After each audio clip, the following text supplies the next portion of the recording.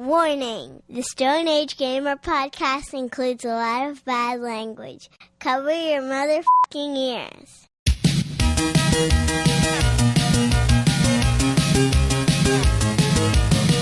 Good evening, and welcome to the Stone Age Gamer podcast. I'm Kris Randazzo, and joining me tonight is Dogfight with a Cat, Dan Ryan. Yep. All aboard the SAG Cartoon Express. This month we're looking at a classic episode of Wing Commander Academy, a show with an astonishingly talented voice cast. What happens when studios put actual effort into making cartoon adaptations of video games? Beware of foxy doctors in the woods. That was a tongue twister. Beware of foxy doctors in the woods, because the Stone Age Gamer podcast starts now.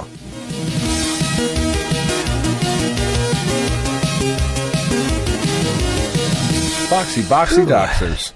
In the woods. In the woodies. The woodies. Hi, everyone. This is episode 577. Boxing!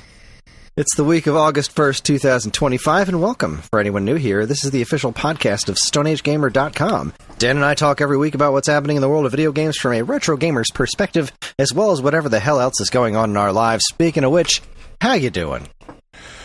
Oh, busy. Oh, there's my tape measure. There it is. Why is it here? I told you it was there. Well, I didn't believe you, because you don't live here. I know. That's fair, but I told you it was right there. It's like right here. I had a map that said, here's Private Ryan, but you don't want to... Anyway. So today is Christmas as we record. It is Christmas in July Eve. Right. I forgot you were doing this. Yeah, it's Christmas in July Eve. So I've been very busy making art for the family because we, as I mentioned on the show, we're doing all like handmade gifts and whatnot. So I've got them all done. Except now I'm trying to include Tiff's mom in it because I had a little bit of extra time. But I finished Roddy's earlier in the week. He's been obsessed with this Slendy Tubbies thing on Roblox and also obsessed with Furbies. And in particular, long Furbies, which is like a thing that people on the internet do where they like dismantle a Furby and then like add a bunch of extra shit to it to make it long and really creepy. So what I thought I would do, you know that meme of Danny DeVito frowning and shaking his head? That's what I'm doing right now. I am. Yeah, 100%. Yeah, it's horrifying. It's horrifying. Okay. Don't agree. So what I decided to do was combine... Kick the kids out of the house? Yeah. So we have an extra bedroom for let, if anyone is looking. We're subletting. No son of mine! Everything else up to this point was fine, but you've crossed a line. This is a not fucking under line. my roof. That's right, you prick. So I combined a Teletubby that I redesigned to be more horrifying, and then made it long. Human centipede, a Teletubby centipede, pretty much. And then where the screen is on the Teletubby's belly, that is now a creepy Furby face. So that's fun. And then there's like a scary moon up in the background because I drew it on like black paper and used colored pencils, so it looks like chalk. It actually came out like horrifyingly cool. He's gonna fucking love it. And then for Pen, she loves otters and she loves Frank Sinatra. So I got her a picture from one of my favorite musical artists, which is Frank Sinatra. So I combined Frank Sinatra and an otter. So there's a picture of an otter holding like an old school like 50s microphone, wearing a suit and a hat. Okay, hold on. You got to back this up because as you were talking, I said, "Okay, Frank Sinatra." Yeah, but you said Sinatra. Sinatra, otter. You don't need the tra at the end. You already got the otter, but it's Frank Sinatra. That's ottera. That's the joke. You're ruining the dad joke, Dan. Whatever. It's in there. I drew the fucking picture. It looks great. I'm very happy with it. That one's like all sweet and whatnot. And then for Tiff, I think I told the story on here before of like one of the like defining moments of our lives was when we found this comic strip about sharks being in tanks.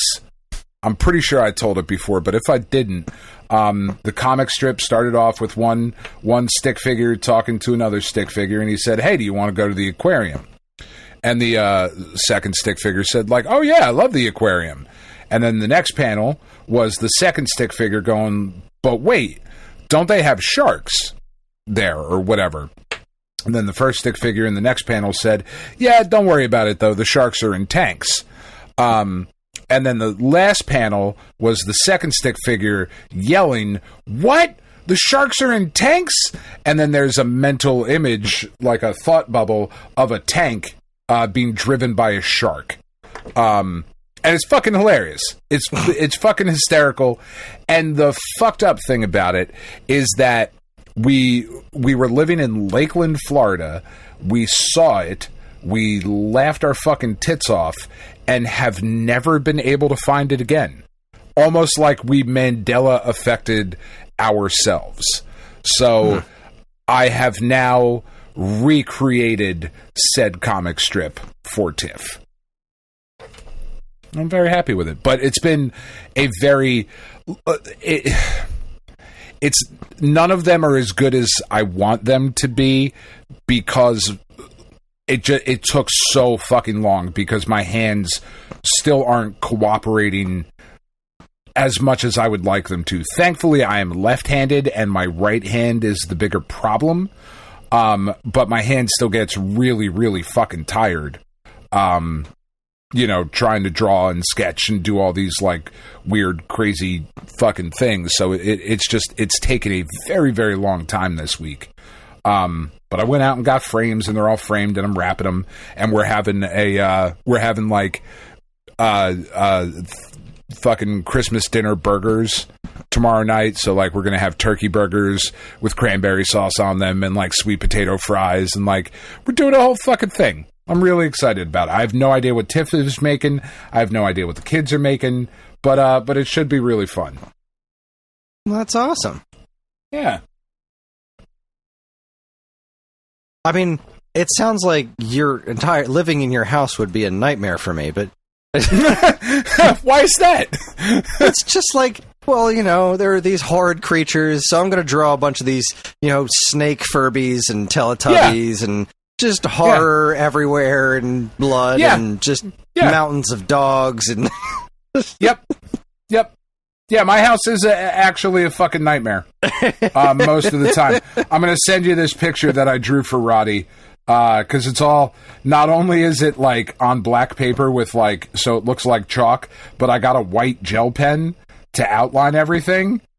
And it has come out relatively horrifying, and I'm pretty excited about it. I mean, you should be very proud of that, but also, wow. So like that moon on its own would be like that's going to stick with me. Or at least it would if everything that was next to it wasn't there too. Yeah, it's pretty fucking horrifying. Very proud of it. But then there's Frank Sinatra. That's wonderful. Sinatra. Isn't that cute? Right? Yeah, that's glorious. Little Sinatra. Yeah.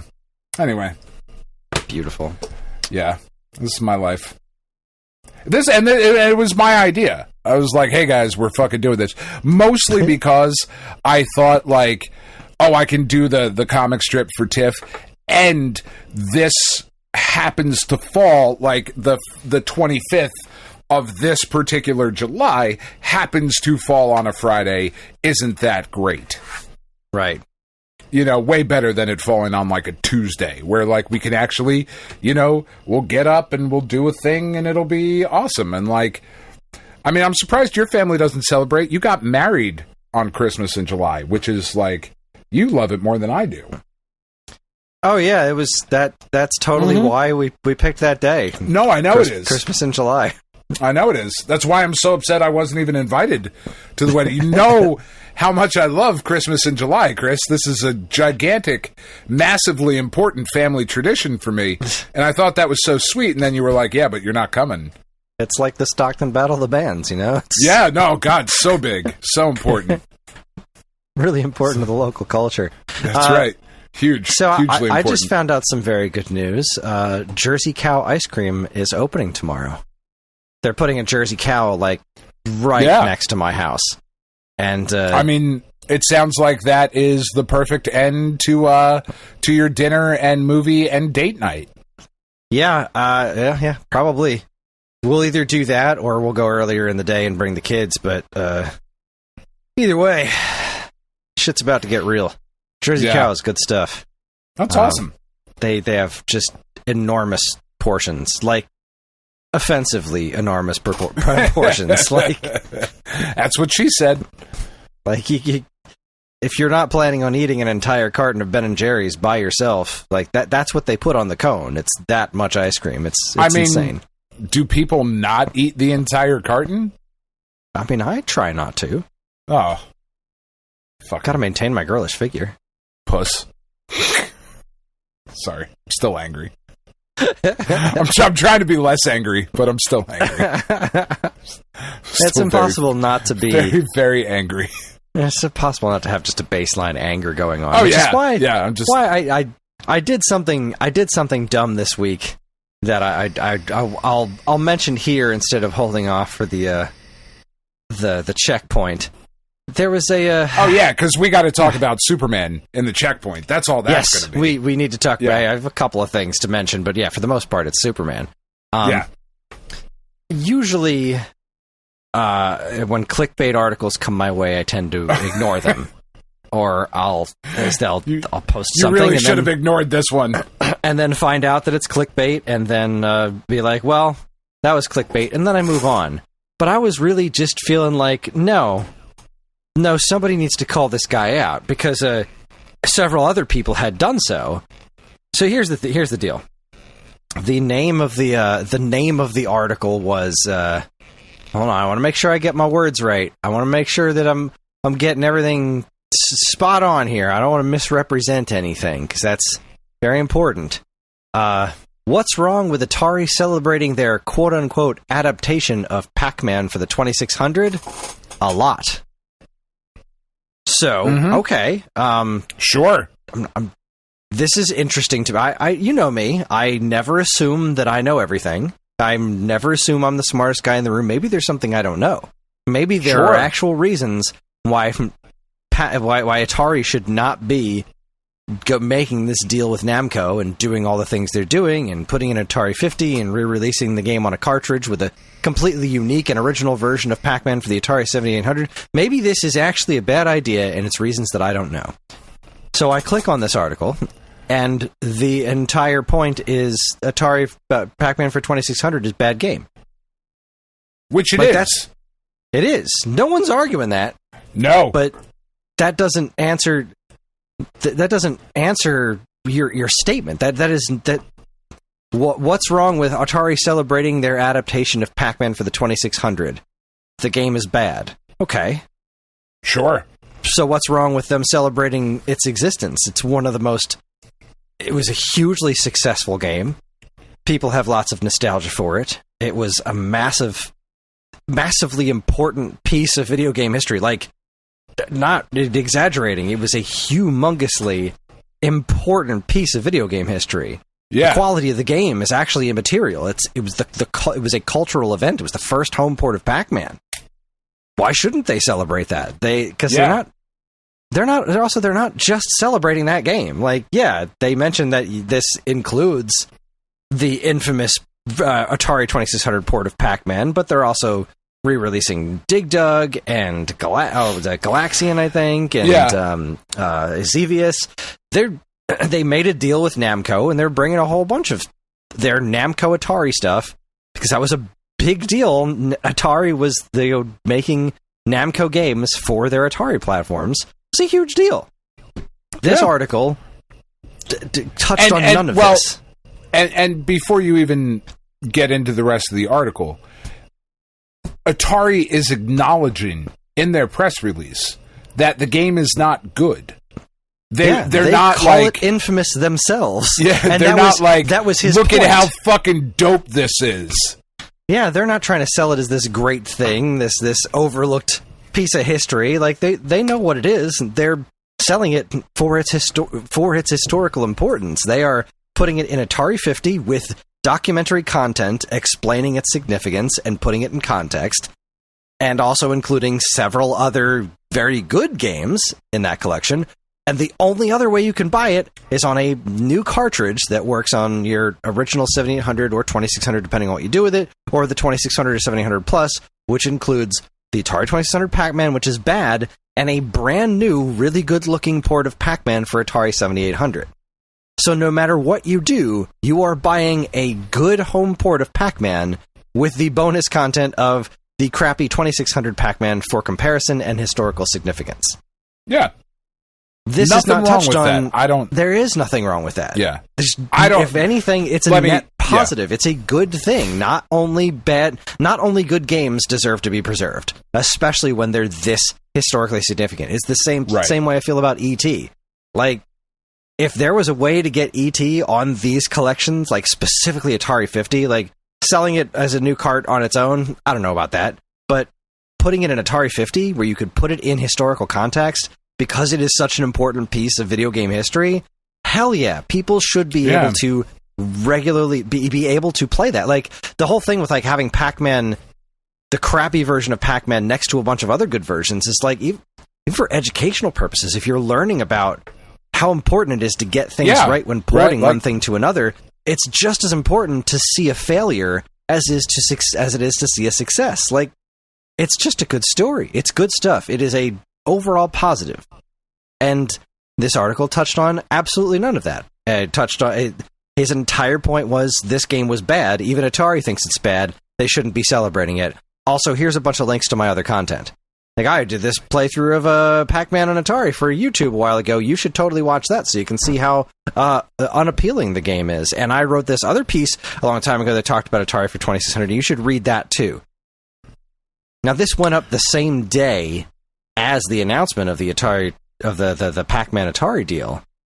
So I know what this article was. This was, I have a shitty opinion. I'm going to make some clickbait and see if I can get people to click on my other stuff and go from there. Like, that's obviously what's going on here.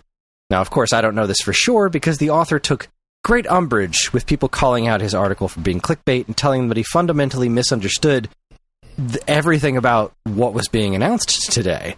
Now, his response to everybody was, well, the article is just saying that Atari 2600 Pac-Man is bad. And nobody responded. Sure. Right. So I did, because I was feeling particularly saucy that day. I was like, no, I'm sorry. Today you're not going to get away with this. You really should have left it alone. I should have.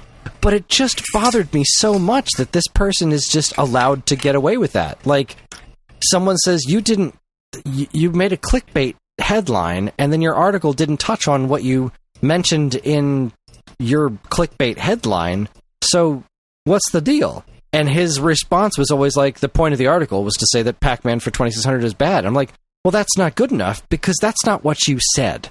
Right. So I got into it with the fellow online, and I'm calm. I'm doing this in the background while I'm doing other things. I'm like, no, I'm not going to let this one stand. I'm going to give this guy some shit, move on with my day. I tried getting out of it a couple of times, being like, look, we're not going to agree, but I also don't want you to move on with the rest of your life knowing that you won, because that is a horrible injustice, cosmically speaking. So I'm just saying, you didn't prove your point. I made my point perfectly clear, but you don't want to acknowledge any of that, so have a good day. But then he called me a liar. Said that I was spreading lies, and I can't remember the exact words that he used, and I'm not gonna look it up right now because it just seems like a tremendous waste of my time. But I was very bothered by it. But he left. He gave up, and he then just responded to me. I said, "All right, look, you decided to call me a liar, so now you have my attention. Tell me what the lie was." His response was a laugh emoji. And I said, okay, that's just what I thought. You couldn't answer my original complaints about your article, because he never did. He never explained the difference, why he posted one thing and then wrote about something else, and would not acknowledge that he had intentionally written clickbait, and then reposted the exact same post to several other Facebook pages as well. But he wouldn't answer that question. So I called him a coward. He responded with a laugh emoji, and that was the end of that. So, I feel that if somebody was looking at this, if somebody else were to read this, they would tell which side of it is being rational and which side of it is being a complete lunatic. And what really bothered me was that I decided to figure out who this guy is, right? So, I clicked on the article. So you went deeper. I didn't go deeper. I just, I read the article, and then when we were having the argument, I read the article again to make sure that I wasn't crazy, right? Like, maybe there was something I missed. Maybe there was a piece of this that got by me, and I'm misinterpreting what he wrote, and he actually did answer the question, and maybe it wasn't clickbait. Maybe there's something I'm missing. So I went back and I reread the article, and then I looked around the site. The website is The Dot Eaters. This guy is a relatively... he is a public personality. He's not... He doesn't write under a pseudonym or anything. His name is he goes by William. He's William Hunter. And he runs The Dot Eaters, which is, outside of this, a relatively decent website dedicated to chronicling the history of video games. Like, it's not like this guy doesn't know what he's talking about. But here we are. Yeah. I'm baffled by this, because, like, you don't need to do this. What are you trying to do here? What's happening? Why are you making this angry clickbaity article about Pac-Man? Like, nobody's arguing that Pac-Man for 2600 is good. No, that's not happening. Nobody's trying to prove you wrong or anything. Like, what are you doing here? Yeah, well, so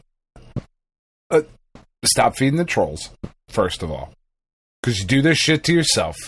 You get yourself all fucking worked up. The issue that I had with this article that he posted, because I went and I read it, and it's just much ado about nothing. It's not a very good article. Yeah, there is no substance there at all. There's really Pac-Man not bad.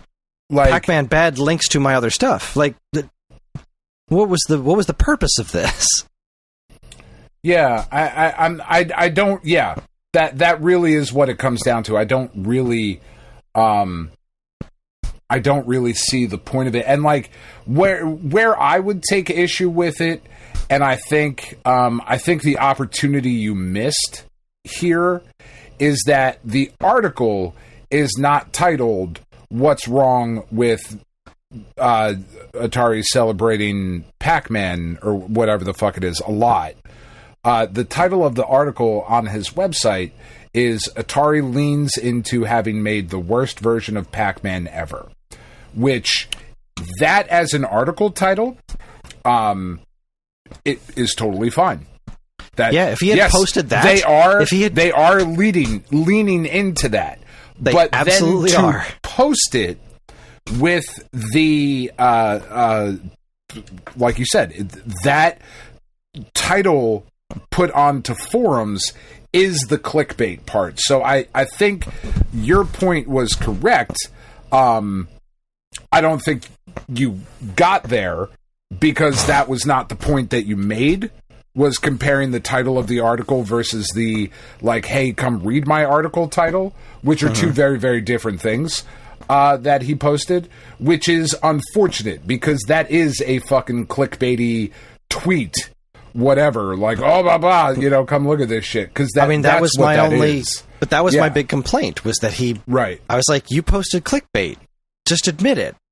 And that was where the argument came from. So he was like, no, I didn't do that. I did no such thing. Like, but you did. Right. Like, it's right there. I can read it with my eyes. Like, Yeah. Why are you trying to tell me that what's in front of me isn't there? Don't believe my lying eyes? What's wrong with you? Yeah. I mean, but also, stop it. What's wrong with you? This guy should know better. He does know better, but he has accomplished everything he wanted. You engaged? We've now talked about it on the podcast. Like, he's got you. Everything you wanted. Fucking nailed it. Which is fine. He wanted people to agree with him. He wanted people to be like, wow, this guy really he knows what he's talking about. I'm going to subscribe to your website and newsletter. That's what he wanted. He wanted the clicks on all the other stuff. He wanted the check out this, I point out in my article here at the Dot Eaters, the website you're currently reading about the great video game crash, the disappointment felt like it was an excuse to link to other things that he did. And I know this in my heart of hearts because it went up the day they made the announcement. Like, right. Probably like an hour later at best. He was like, he saw the headline and was like, this is going to be news in all the classic gaming things. If I can get an article out before anybody else does, this is going to be the one that everybody gets to. And that's going to be the thing. And like, all the comments are people not agreeing with him. And nobody really following up. It would be like, this is wrong. And him being like, this is what it's actually about. Like, cool. If he had just posted Atari leans into having made the worst version of Pac-Man ever, that's great. That's great. That's what they're doing. Because that's what they're doing. Like, yeah. Then I have zero complaints about this at all. But it was the clickbait that I had a problem with. And I should have left it alone. I was just feeling frisky, It was one of those days where there was just one too many injustices in the world, just one too many pieces of the bad guys are just words don't matter. I'll say whatever the hell I want. It's fuck you, I got mine. That mentality that runs this country so thoroughly. The fuck you, I got mine. I couldn't take it anymore, and I engaged, and I shouldn't have done that. Tiff and I were talking about it. So I don't know if I should say this, but whatever, I don't care. We'll say it now, and remember what time it is. And if we feel that we shouldn't say it, we can go ahead and ask Evan to edit it out. So I overheard while I was in the office. I overheard a lady that was complaining about the price of her vet care. Okay, now, as we all know, vet care is very expensive, right? So she was upset that her vet care wasn't covered because she was told that if she got a service dog, that the service dog's vet care would be covered, which is true. If you go through a licensed organization and get a dog from a licensed organization for whatever you might need them for. This one in particular was to alert its owner when their blood sugar was low. And they were about to faint or whatever, the dog would like, rawr, rawr, and take your fucking medicine, asshole. But in dog, that if you go through the organization trains the dog, you get the dog through them. Sometimes your insurance covers it, sometimes it doesn't, you got to pay for it, whatever. But once you have that dog, the dog's vet bills are covered by the organization through which you got the dog, right? That is true. That is a fact. That is not what this person did. This person drove to Pennsylvania, drove out to the Amish, and bought a teacup poodle. And said, this is my service dog. And then was fighting and angry that the vet bills weren't going to be covered. And she was like, but this is my service dog. It's going to tell me when my blood sugar is low. And the people in the office were like, how do you suppose it's going to do that? Has it been trained? No. Okay, like, do you think it just knows to dogs do that? Have that like, built in? They just come like that? And you thought you were just going to walk in here and be like, it's a service dog. And then everything is covered.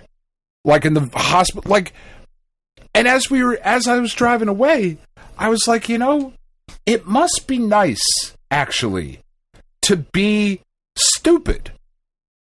Oh, God, mustn't it? Like, it must be great to just be like, yeah, this is how the world works. Like, to just, man, it doesn't sound nice. Nice is the wrong word. It does sound peaceful. It's like, I'm just going through life. I'm a fucking moron. Nothing matters. It's great. This is just awesome. Everything's going well. Like, man, it sounds fucking nice. Ignorance is bliss. Who thinks that, Kris? I bought a dog and said it's a service dog, and now it's going to do the service. Like, what? Fuck. Do you think they really thought it was going to do the service, or was that just, like, the excuse? I don't know which one I would rather, honestly. I'm not sure which is better. Like, I think it's probably better if they thought they were pulling some bullshit, Like, if it was nefarious. But listening to them talk, I don't think it was. I think it was pretty honest. That's terrifying. Yeah, it really is. You're like, oh, okay, cool. Fucking, wow. I hope they don't listen to the podcast, because if they do, we just lost a listener. But, also, don't be dumb. Like, be better. Read a fucking book. Just shit. Anyway, choo-choo, motherfuckers. It's time for the SAG Cartoon Express. That's right. Let's get to work. Let's get down to business here, shall we? We've got things to discuss. We've got business to attend to. Down to the tacks that are brass. Yes. The gritty and the nitty. Yes. My favorite especially kinds the gritty. Of itties. Anyway. I don't think that's true. No, it's definitely not. Definitely isn't. So anyway, this is the SAG Cartoon Express, the Stone Age Gamer Cartoon Express, where every month, unless things go crazy, we watch an old episode of a video game related cartoon, and then we discuss it here. This month's episode was Wing Commander Academy, Season 1, Episode 10, On Both Your Houses. Originally aired on November 30th, 1996. It's about pilots Maverick, played by Mark Hamill, Maniac, played by Biff Tannen, a.k.a. Tom Wilson, and Archer, Lois Lane, and from Superman, a.k.a. Dana Delaney, shooting down a Kilrathi pilot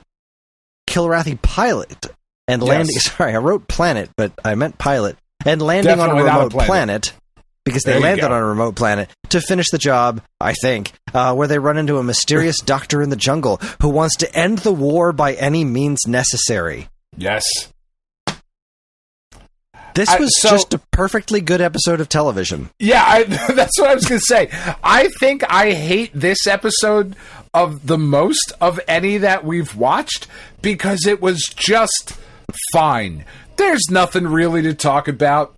The animation was solid. The voice cast is fucking stellar. I thought it was pretty good. I think made sense. Yeah, we've got this one character dealing with some sort of PTSD. Like, I didn't know... I feel like I should have known where the villain was going because of the name of the episode, but the fact that, like, I knew I didn't trust her, right? I knew I didn't trust this lady. Jump. Yeah. Just from the get-go, like, I do not trust you. I trusted the other dude. She was way too hot to be a doctor. Oh, for sure. And I don't mean that to disparage doctors. I've seen some fucking hot doctors. However, movies have taught me that if there's, like, a sexy chick with, like, a rebellious sort of haircut that is also a doctor. Or ripped sleeves. Yeah, or ripped sleeves and a little bit of an accent. Like, you're definitely a bad guy. Oh, yeah, she was 100%. Super, like, making the guys, like, all horny for her and making them do dumb shit. Like, give her their passwords. Like, I've seen TV before. This lady's up to something. and like, I like that. I want to keep calling her Lois Lane. What's it? Archer. She wasn't having any of it. She knew she was onto that shit straight away when they were like swimming in the lake. She gets there and the dudes are in their underwear swimming, racing in the lake for her as she's standing there in bikini. She's just like, "The fuck are you doing?" Yeah, what's wrong with you assholes?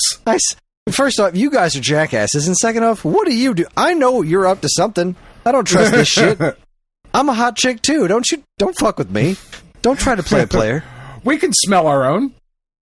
But as I'm watching it, like, I thought the intro was pretty fucking good. I'm loving the soundtrack, the very of its era soundtrack. The opening dogfight was cool. It was just good. Like it kept going. It was interesting to watch. They were working together and nobody was being overtly stupid about anything. Nope. Obviously Biff Tannen's character, Maniac, was kind of a dipshit, he was still kind of a prick. But yeah, I think. But then Alex from A Clockwork Orange starts talking. It's like, oh shit, things are about to get real. Oh my god! Sorry, I was really thirsty. Yeah, great voice cast. Everybody involved sounded real good at everything that they were doing. It was really quite astounding. The one complaint I do have, and I don't even know that I would call it a complaint, but one thing that stuck out to me about the voice acting was from Dana Delaney. First off, she is possibly, with a new exception, my favorite version of Lois Lane ever. Like, Superman the Animated Series, the complement to Batman the Animated Series, that Superman series is the best Superman has ever been for me personally. That is my favorite version of that entire mythos. Dana Delaney's Lois Lane is fantastic. The thing here is, whenever she said robot, she said robot, like she Zoidberg. She did say robot. And a couple of times I was like, wait a minute, did I hear that right? But she kept saying it. And I was like, no, she's definitely saying robot. Like Zoidberg. Saying robot. Yeah. Every time. Oh my god, but I think one of my favorite moments was the side eye that she gave the camera when what's-her-name was comparing war to video games. Yeah. She just was like, laying it on a bit thick there. Do you know what we're in? Yep. But like, by the end of it, it was kind of heavy. Like she was, it did get heavy. She was trying to overcome her PTSD from somebody who died apparently, or went down. I don't really know what the story is. The only episode I ever saw, but like she infected this. Like they're talking about this like intelligently. Like when she was trying to say that the war needed to end or whatever to Mark Hamill's character, and he's just like, I don't think they're evil. I think they're no more evil than we're capable of being. They're just on a different side of this war. We're having this, like, it was actually approaching the entire concept intelligently. And it's like, the people who made this show clearly had the respect for the source material. I have to assume there was probably some crossover because of the crossover with the voice actors as well. Like, a lot of these voice actors were in the video games too. I wonder if there's any, like, crossover with the writing staff, but like, they definitely had things to say. This wasn't Street Fighter. This wasn't Mortal Kombat. No. It wasn't even Legend of Zelda. This isn't any of that stuff from that era. This was like, they were trying here, and the show's not ugly. The characters weren't like weirdly deformed with any camera angles or anything. It was just especially for its era and considering its obvious budget, because considering what it is and where it aired and when it aired. Like, this wasn't some sort of big budget movie theater type thing. This was a syndicated cartoon, but they took it seriously enough to make it not suck. Like, by the end of it, I was like, good. This was a genuinely decent episode of TV. It's not high art. I'm not going to be like, Karen, get down here and watch this. This is the shit. We're going to watch all of Wing Commander Academy now. Like, it wasn't Shakespeare, even though, episode title notwithstanding. On but both your houses, It's like, oh shit. But like, this whoever made, the people who made this took it seriously enough. And I'm kind of sad that more shows didn't do this, because clearly it's possible. I rather enjoyed it. Yeah, I thought it was fine. I'm not itching to watch the rest of it now, but like, I wouldn't be mad if it came up again. Yeah, the next time this show comes up... Which makes me furious. Because, fuck, like that... This isn't a good segment. This segment sucks now. Like, ugh. It's nice to be able to talk about enjoying something for a change. I mean, sure, there isn't anything like super weird other than like just, you know, the Wing Commander stuff, like they're fighting cat people. That's a little odd. Yeah. I don't know why. I don't know why they're lions, but that's okay. Be lions. Be space lions. See if I can. She did kind of... So the only real issue that I had with it is that the doctor told Archer that she infected what were their fucking names? The cat people? I want to say Dothraki. It's the Kilrathi. Kilrathi, thank you. So she said that she infected the Kilrathi prisoner with some sort of virus, and when he took it back to his home planet, it's going to wipe them all out, yada, yada, yada. And then Archer goes and shoots a missile at him as they're flying away with no proof of that. She just took the doctor, who we know to be a liar that we don't trust. She was like, oh yeah, but this part definitely probably true. And like just went and did that. That was the only thing that I had somewhat of an issue with. Yeah, I did write that, not that necessarily that they didn't believe her, because she's like, well, I'm spilling the beans of my evil plan. I believed her. I was like, of course that's what she did. That plan totally makes sense for a crazy bitch. Yeah, absolutely. But I was like, was there nothing you could have done to like disable the ship? Was your only option actually blowing it to smithereens? That was one part. But like, she struggled with that.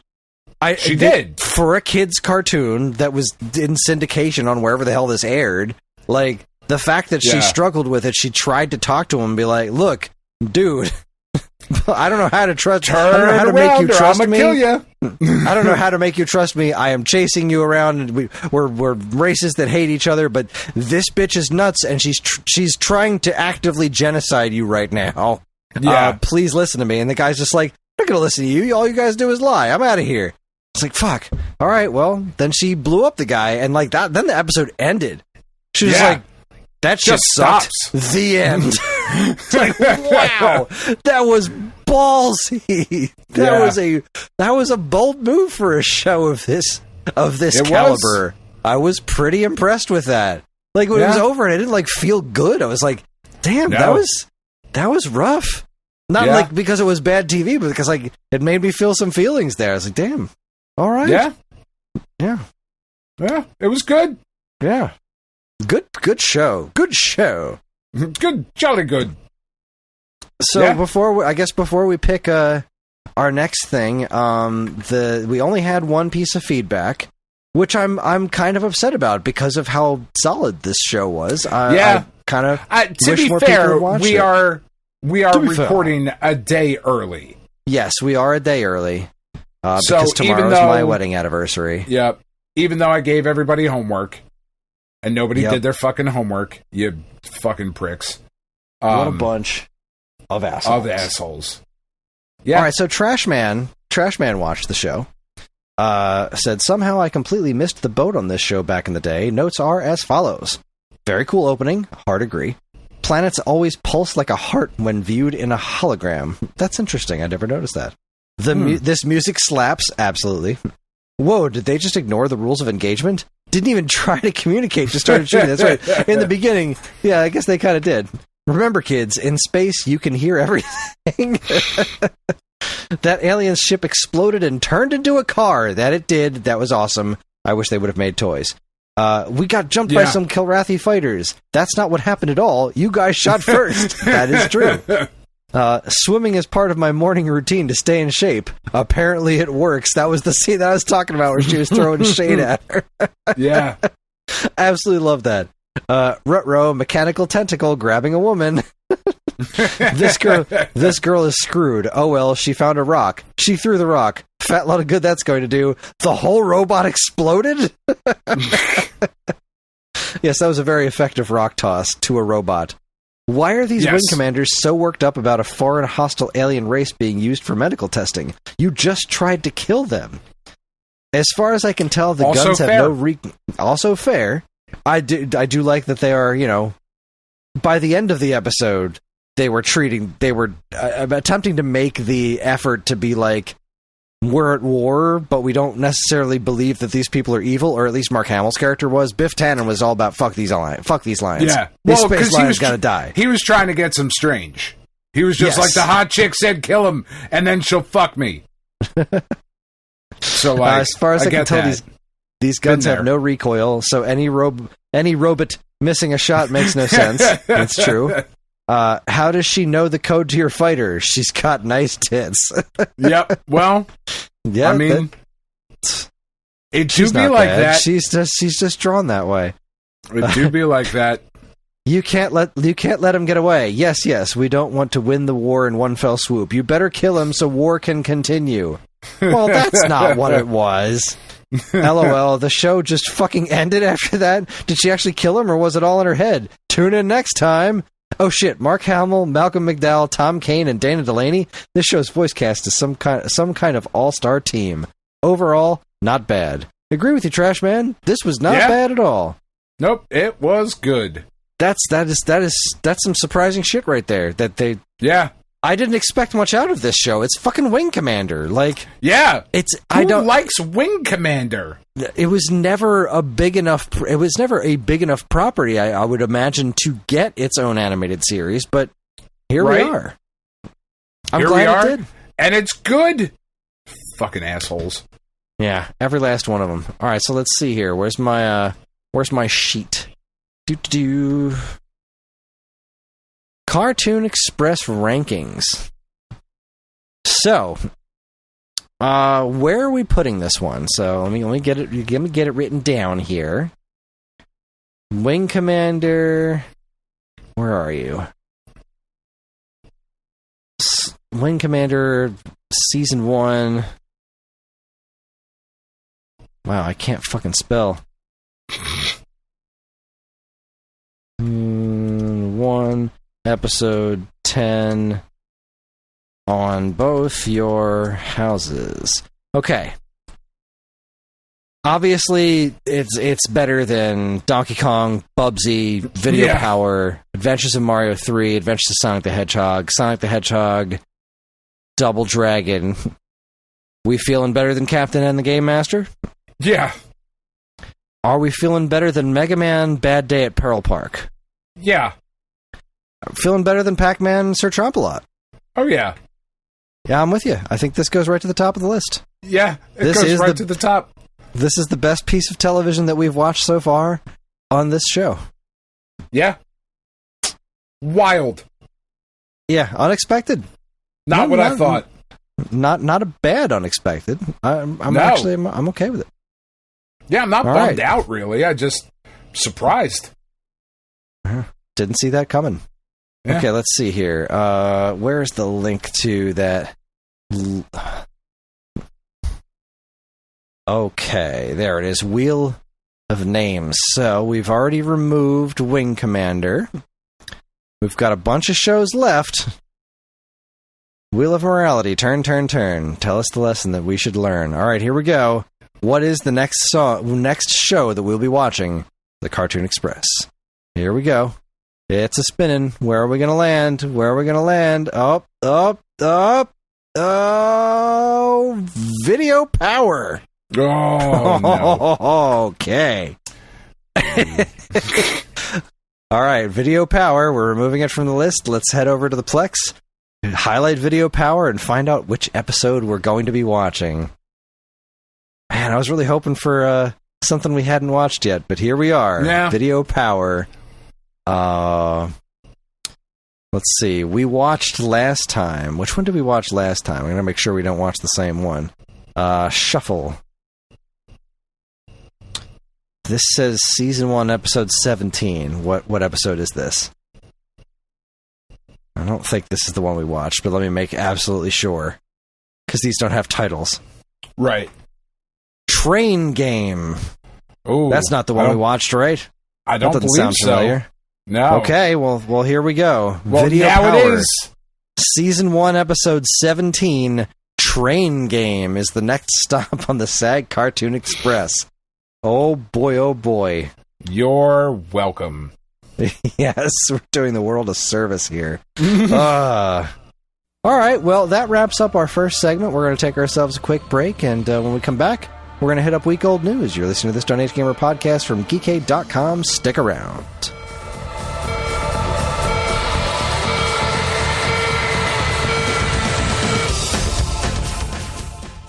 And now here's a quick look at what's new on the official Stone Age Gamer YouTube channel.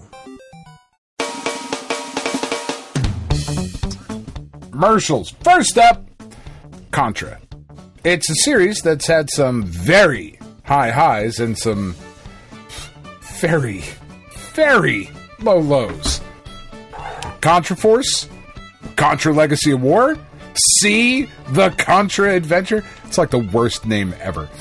All games that vary wildly in quality, and all Contra games nonetheless. But there was one era where Contra was at the top of its game, which was the 16-bit era. It was during that time that Konami graced gamers with two very different Contra games that became legends in their own fandoms. But the age-old question persists. Which was better, the Super NES game or the Sega Genesis game? Well, you can learn the correct answer to this question by watching 16-bit Brawl Contra 3 versus Contra Hardcore. Next, the Dreamcast is a good time. It's got great games, not so great games, a completely batshit crazy controller, memory cards with tiny screens on them. It's got it all. Well, almost. It doesn't have an HDMI port, but thankfully the folks at Behar Brothers have solved that particular issue with the Ronin adapter. This little orange doodad connects to the back of your system and gives you a crystal clear HD signal, optional scan lines, and more. Learn the basics of what it can do in our Ronin HD adapter video for Ronin HD adapter for Sega Dreamcast overview video. Nailed it. Finally, Nintendo's got a number of brands under their belt that begin with the letter F, many of which are games that people actually care about. F-Zero, huge fandom. Fire Emblem, inexplicably large fandom. Fling Smash, best game ever fucking made. You know, the one about the yellow ball dude that bounces around with a red mohawk? No? It's fucking Fling Smash. You don't know Fling Smash? Fling Smash. Fling Smash, Kris. The Fling Smash. It's a The Fling Smash? The Fling Smash. Not the Fling Smash game. The Fling Smash. It's a fucking classic. Anyway, if you're an asshole that somehow doesn't know about fucking Fling Smash, learn all about how Nintendo's properties that start with the letter F are going in the Nintendo Report. Fossils, Frogs, and Formula One. Again, we both nailed it tonight. Oh my god, so good. No notes. For all this and more, be sure to check in with our YouTube channel and follow us at StoneAgeGamer.com. Fling Smash! Fling Smash! Fling Smash! Fling Smash!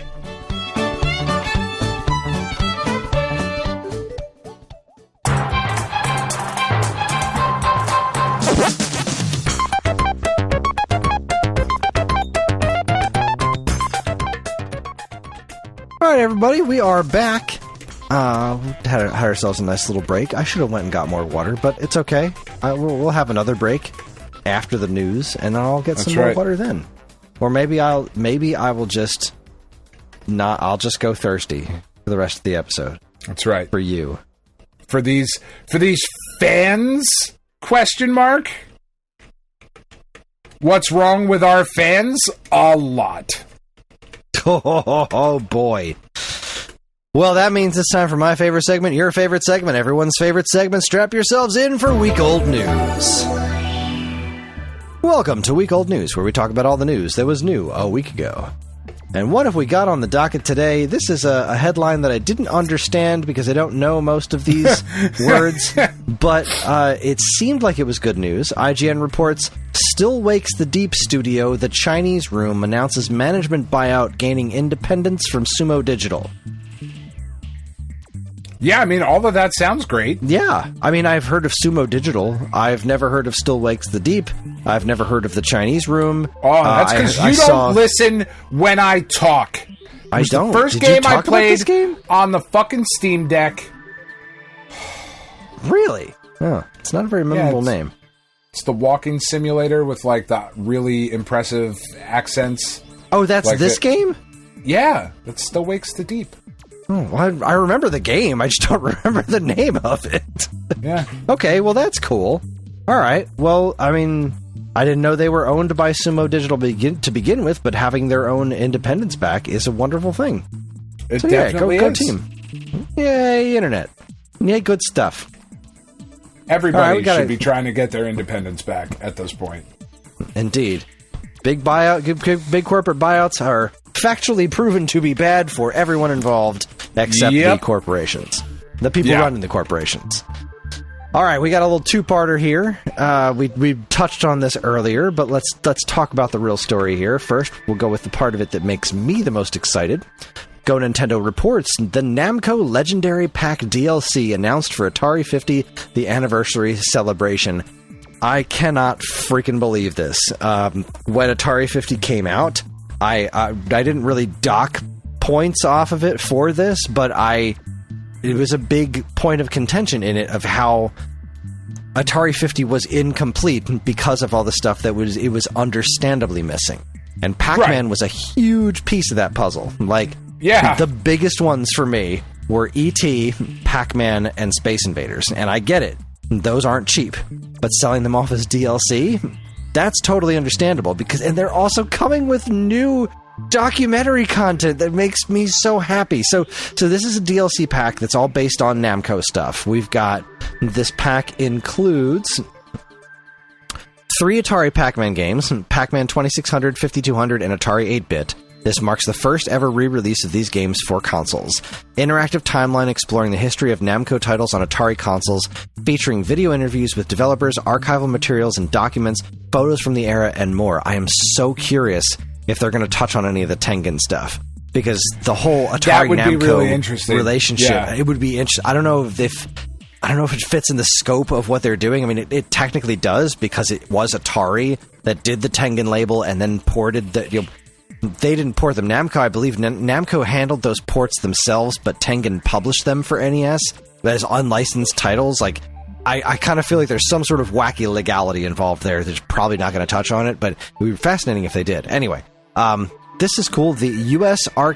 I did not know this. The U.S. arcade versions of Dig Dug and Xevious, developed by Namco in Japan and originally released by Atari, re-released in this form for the first time ever. So I had no idea that was the case, because I know the arcade versions of Dig Dug and Xevious were on the original Namco museum, but I guess I don't know what the differences are. Even if they're minor, it's still pretty cool that the US versions, even if they're minor differences, are getting re-released for the first time. That's awesome. And then we've got home console versions of Galaga, Xevious, Galaxian, and Dig Dug. The 2600 version of Dig Dug's great. I can't wait to play it again. I love this so much. I will absolutely buy the shit out of this. And it makes me so happy, because it makes me think that there's... We were just talking about this in the Discord. Somebody asked about, like, the game, the expanded edition was on sale, and they asked if they were done making DLC. I was like, well, they never said they weren't done. They never said that they were done making DLC. They never said they weren't, but they never said this is the last one. So clearly it wasn't, and they still have not said that, which really gives me hope that at some point we might get more expansions. Like, I desperately want Activision. I think that's the most obvious one. Yeah. Activision especially is such after a big... they acquired... Or not acquired Activision. Never mind. I'll shut up. That's in television. Never mind. Yes, yeah.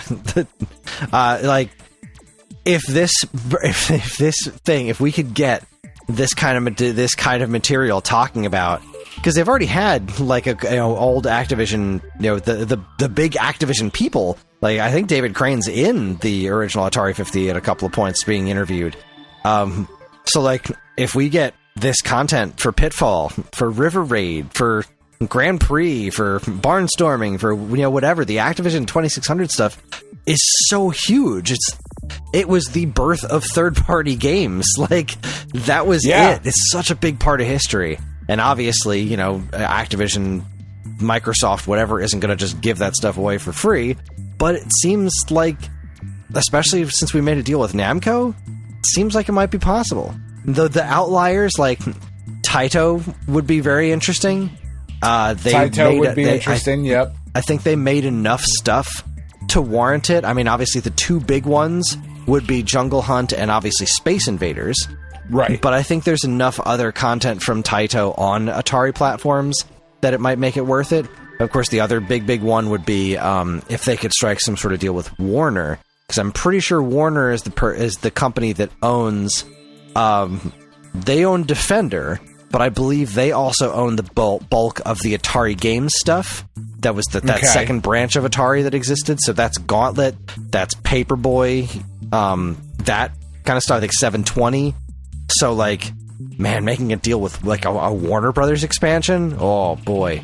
That would be something. Because Defender, cool. One of the biggest selling games on that platform, Defender not being there is crazy.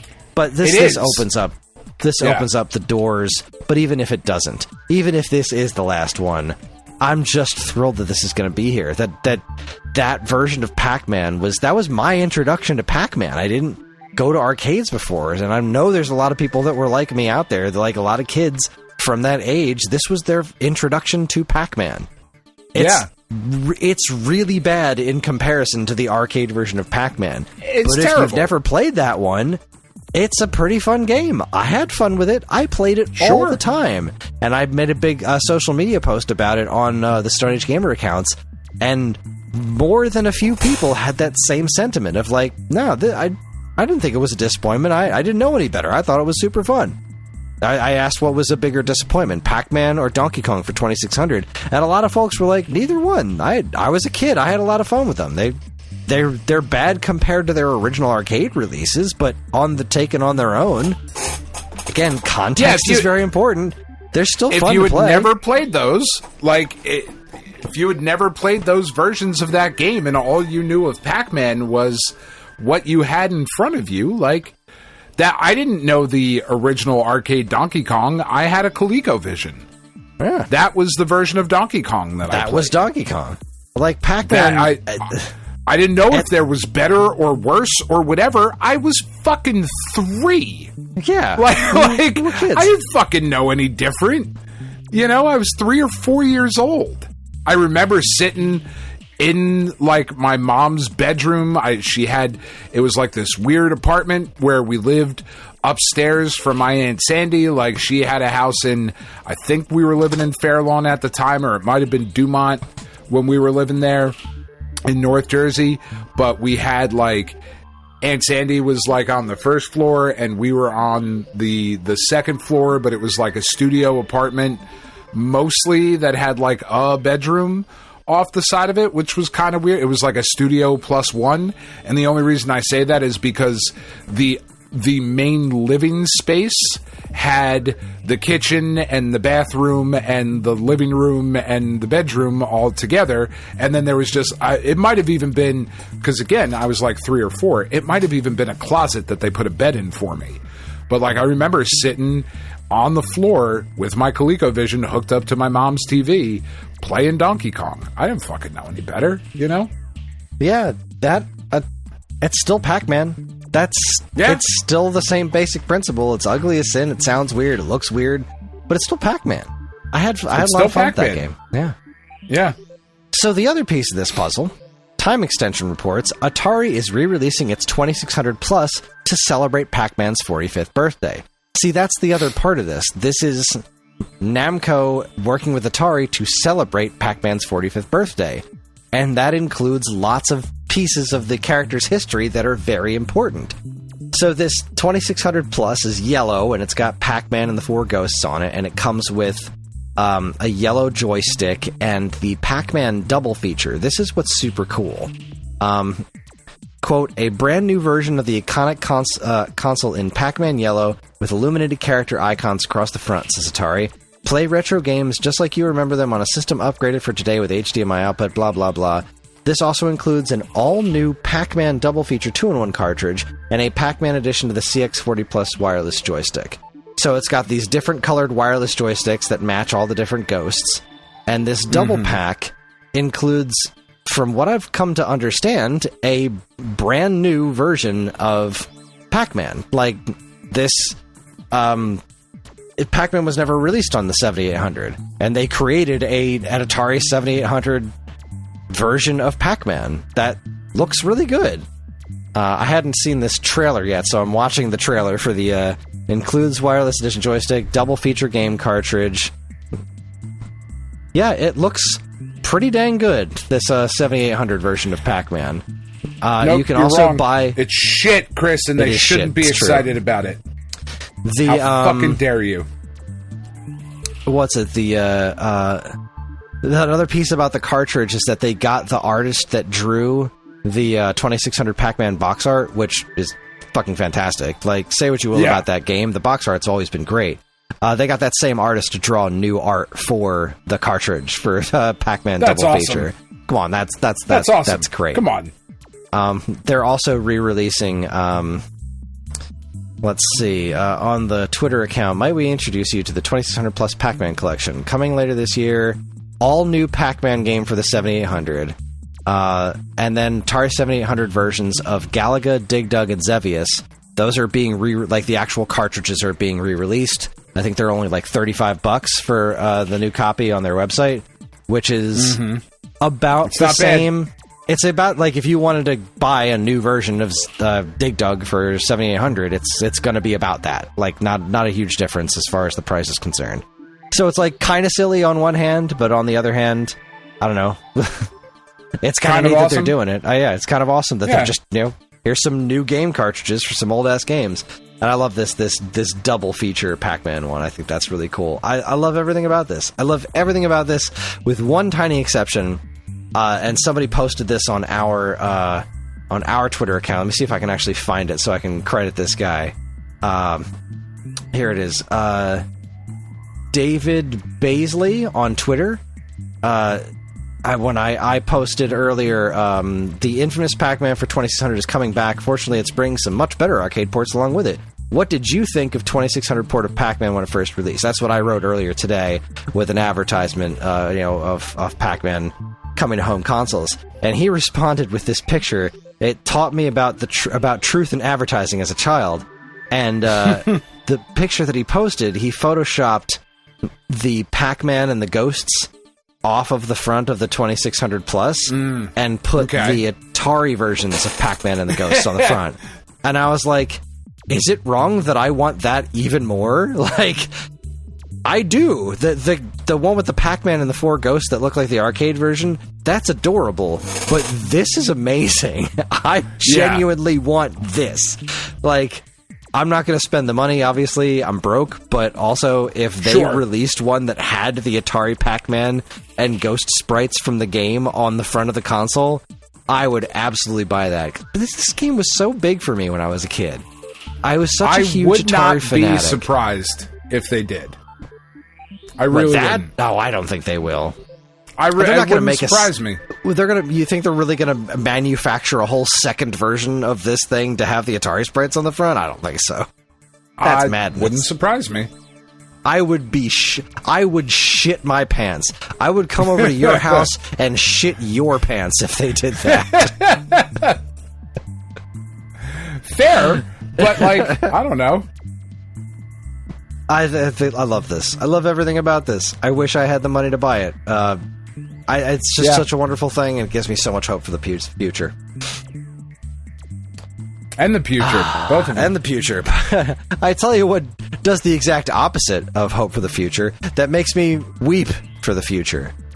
Go Nintendo reports. Donkey Kong Bananza owner spray paints the game card yellow and ruins his Switch 2 in the process.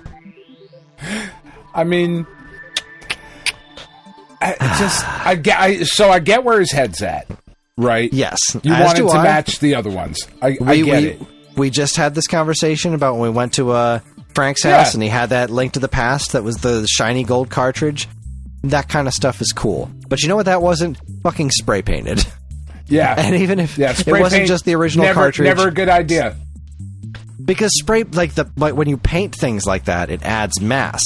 And especially spray paint can, even when it dries, it can be kind of sticky, especially against certain kinds of plastic. Like, this is a bad idea all around. So, TikToker Gardner wanted to experience some Donkey Kong nostalgia, so he decided to take the game card for Donkey Kong Bananza and spray paint it yellow. The game card looked well enough once the paint job was done, but as you can probably guess, this artistic endeavor led to a host of problems for the TikToker.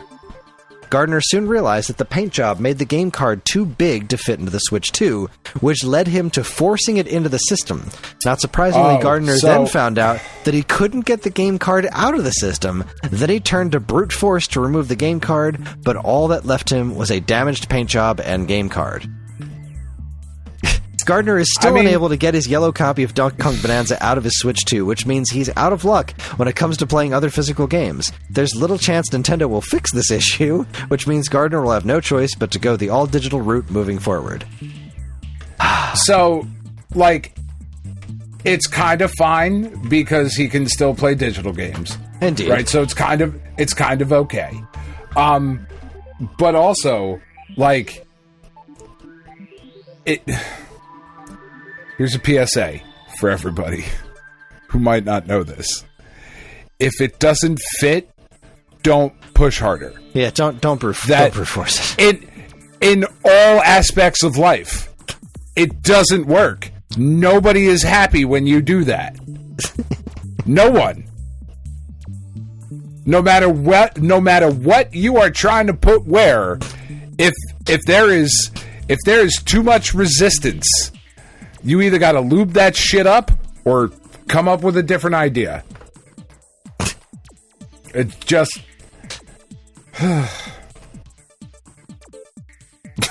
just don't do it. It's so silly. What's wrong with you? Yeah, this was I'm looking at the TikTok now. At least he opened up the game. He opened up the game card and took the actual microchip out of it and just spray painted the actual game card itself. I mean, he was very careful. Something. He put painter's tape over the label so the label wouldn't get spray painted. He just changed it from red to yellow, but in the process, the spray paint made it too much. Like, I don't know. That just don't think nothing about this was a good idea. That's dumb. It's bad, and you should feel bad. Yeah, I mean, I'm even looking at it like you can see, like, when he peeled the tape off, you can see the spray paint like stretching, like it's still plasticky, because that's the way spray paint works on plastic. Yeah, this was just a terrible idea. As we said earlier, it must just be nice to be stupid. I mean, this was an expensive stupid, but like, it must just be nice to go through life just being like, yeah, this will work. And just not knowing other shit. That's awesome. Good times. Good for him. Good times, great oldies. What an asshole. You love to see it. Anyways, moving on. Nintendo's Lego Game Boy officially revealed, releasing October 1st, 2025. This report comes from Nintendo Life. This is neat. This looks great. Yeah, it's $60. Yeah, it's $60, which is weirdly affordable for a Game Boy, for a Lego set. It's one of those things that, like, I would love to have, but I have nowhere to put it. The best thing about this is the ad. They recreated the original North American Game Boy commercial with that weird robot, except they made the robot out of Legos. And, like, I don't know, it kind of looks like the same kid grown up, but I think he's too young, so it can't be. But I don't know. It's like they did a wonderful job with this ad. This is great. Now you're playing with Power, Lego Power. Yeah, that's awesome. Yeah, that's awesome. Keep making Lego video game systems, you weirdos. Yeah, you definitely should not get it, though. Who, me? Yeah, no. Because, I mean, because we all know you, and if you open that door, that's it. You don't have anywhere to put it. If I haven't gotten the Atari and the NES yet by now, this isn't going to happen. No. It's really cool, but, like, I have the real ones. Like, I have, like, 3 gray Game Boys, and I have these like, the actual game cartridges. I don't need Lego versions. I'm really glad they exist, but, like, what am I going to do? Put this on display? The Lego version doesn't look as cool as the original version. That's how I felt about the Atari 2600 one. That's how I felt about the NES. Like, they're really neat. I want to build it. That's what I want to do. I want to build it and then never see it again. Yeah. That is often how I feel about Lego. I do really, really love the few sets that I have, but I see so many of them where I'm like, oh my god, that's so cool. I don't want to fucking put that anywhere. Yeah. I got nothing. Like, building the Lego Millennium Falcon, that sounds like such a good time. But if I've got to choose between having a Lego Millennium Falcon and a rail-looking model Millennium Falcon, I'm choosing the model. Every time. Yeah, of course. Of course. Lego stuff is neat, but it's not neater than actual statues and whatnot. And they don't cost very different. No, they really don't. And the statues are a lot less work, which I understand is the draw for people. I am not sitting here shitting on Lego. No, not at all. A bunch. A whole bunch. But, But that's why I don't buy them. Because I don't then need to display them. I love to build them. I would love to build those sets, but then I don't have anywhere to put them. Not entirely dissimilar to Labo. Like, I got two giant containers with all those things in it, and the kids still occasionally want to play with them. Ellie just played the VR kit frickin' yesterday. But, the building them was the joy, and that was well worth the money I spent on it, but anyway, moving right along. Push Square reports Xbox U-turn, the first step towards gamers rejecting $80 games. Microsoft was the first publisher to bullishly follow in Nintendo's footsteps and announced an increase to $80 for its upcoming games. But with The Outer Worlds 2 caught up in the controversy and its pre-order numbers quite evidently in the toilet, the publisher has backtracked, revealing plans to reduce the price of Obsidian's upcoming RPG and all its other holiday games. The official word is, quote, "We're focused on bringing players incredible worlds to explore and will keep our full-priced holiday releases, including The Outer Worlds 2, at $69.99, in line with current market conditions." This is interesting to me. I mean, I have to assume this was this is definitely partially in response to the backlash about the price being so high, but I do think that a considerable portion of the pre-order sales being so low, maybe this doesn't really explain them on PlayStation, but I'm sure Xbox pre-order numbers are always low because of Game Pass. Game Pass ruined the Xbox situation entirely. Like, just full stop. Yeah. The aforementioned sequel, along with upcoming Activision Call of Duty Black Ops 7, will now cost $70 as opposed to $80. It's worth noting that Nintendo is now walking this path alone. While there's strong speculation that Sony would follow suit, both Death Stranding 2 on the Beach and Ghost of Yotai cost $70, although the Japanese giant is clearly finding success upselling consumers on digital deluxe editions et al. This is unexpected. Yeah. Because there's... I think that's probably the way to go, right? Of, keep your basic, your standard physical edition $70, and then your digital deluxe, with the downloadable soundtrack and the art book and all that, upcharge that. Go nuts there, Charge whatever the fuck you want if people are going to buy it. Decent way to do things. Keep your base level game, look, it's a bold strategy for Nintendo. And it's so far paying off. I don't like it, but it's... I mean, yes and no, right? I think yes and no. And the reason that I say that is because right now there are 2 games to own on the Switch 2, right? There's 2. There's Bananza and Mario Kart World. When we start to see exclusives, I don't want to discount stuff like Street Fighter 6 what I'm saying. And Split Fiction. But those are great games, and if you have a Switch 2, they're worth owning for sure. Absolutely, I would physically. But they're not $80, right? Split Fiction's not $80. There are 2 games. Yeah, there are two games that Nintendo is selling right now for $80, and they are Bonanza and Mario Kart World, which are Bonanza's... two huge... Hold on, Bonanza was 70. Bonanza was 70. 70. Yeah. Okay. So, yeah. So there's a game right now that's at $80. Yeah. So I don't know that Kart. I would go so far as to say it's working out for them. You know, like those are the two games Mario to have. Kart is kind of and an outlier. one of them is Mario Kart. Yeah. Yeah. Mario Kart's always going to be an outlier. Mario Kart's like Grand Theft Auto, but right. If but they those put Zelda out games are apparently selling okay too, and I don't understand that at all. Like, were there really enough people that didn't have Breath of the Wild and Tears of the Kingdom on Switch 1 that are buying them now on Switch 2 and okay with paying that price? I mean, I think you're probably looking at people that didn't have a Switch 1 that are buying those. Which is wild. Right? I mean, I have Breath of the Wild. I don't have Tears of the Kingdom. Like, I didn't buy it. I didn't like Breath of the Wild all that much, which I know I'm, like, way in the minority on, but I didn't love it. Now, I could see somewhere in the future if I managed to sit down and, maybe Breath of the Wild for me is something like Hollow Knight was for you. Like, it just didn't click yet. And then one day I play it and it's like, oh, fuck, this is amazing. Now I got to get the other one. Maybe I would. Maybe I would dip my toe in at that price.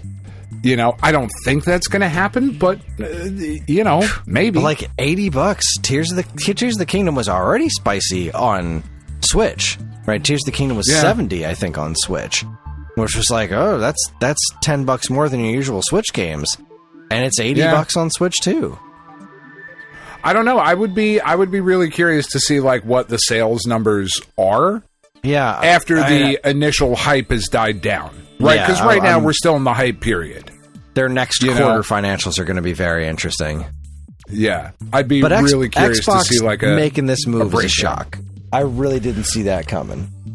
I mean, I really, really think that we are very rapidly approaching a point where Microsoft will put out one more system, and that'll probably be it, and that they will announce, like, kind of going forward, that all of their games are multi-platform.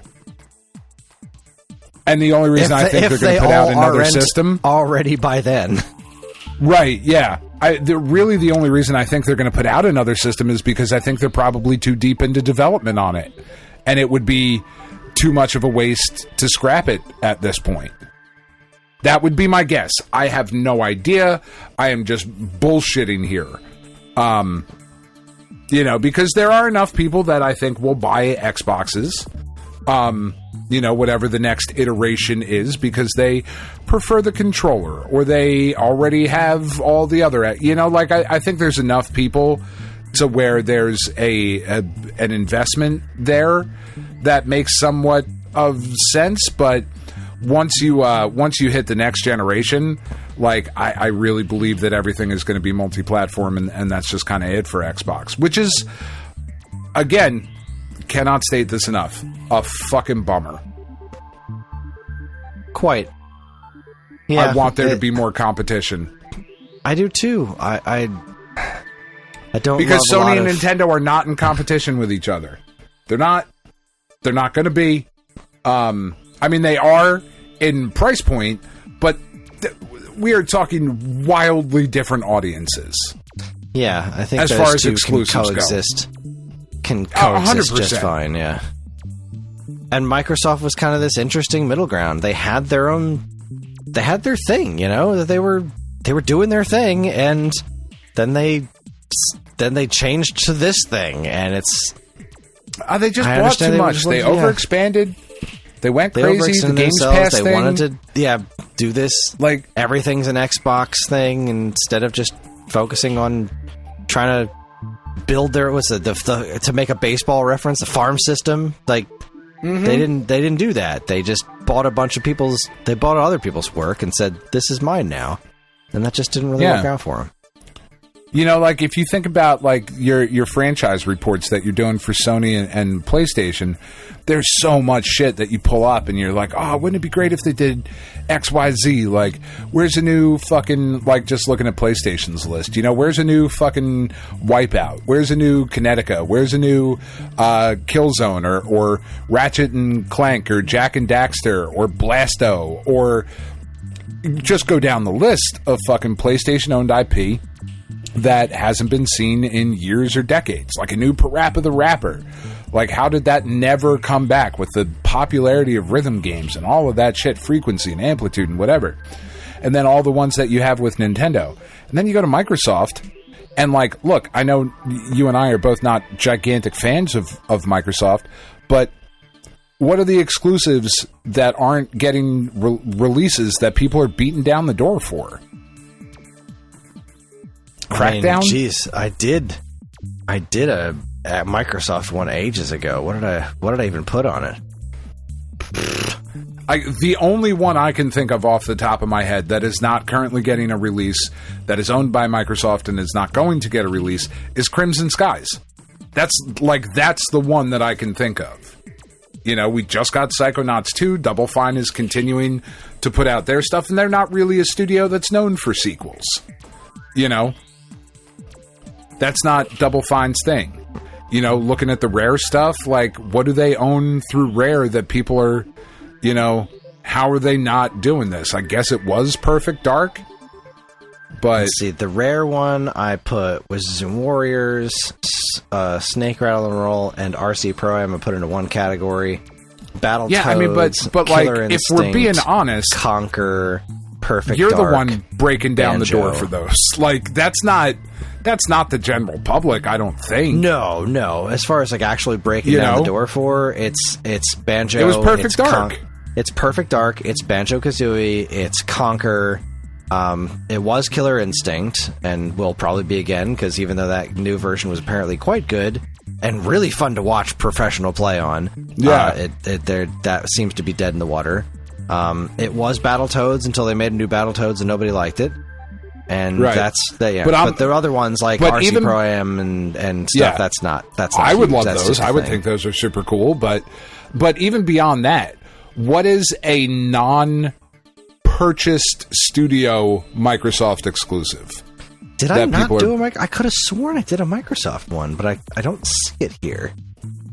And maybe that's a topic we tackle. You know, like, let's go through and try to find the Microsoft exclusives that would, you know, make us come back to Xbox. Because it is kind of hard, right? Like, the Microsoft game studios, not ZeniMax, not Rare, not Activision, not Bethesda. Like, those are all, like, I know Microsoft owns all of them, but, like, you know, those are all separate entities, kind of. Yeah, so like, what were they doing before they started buying all the studios? You've got like Azaric. Is anybody jumping up and down for either of those? Crimson Skies, man, that's the one. Yeah, Crimson Skies. You know, I'm sure there's stuff we're forgetting. I'm sure there is. Yeah, and I'm not trying to pile on Microsoft. I want them to be better. It's better for all of us. You know? It really, really is. Even Nintendo fans. Like, it's better if Microsoft is in the fucking, like, in the conversation. You know, Blinks.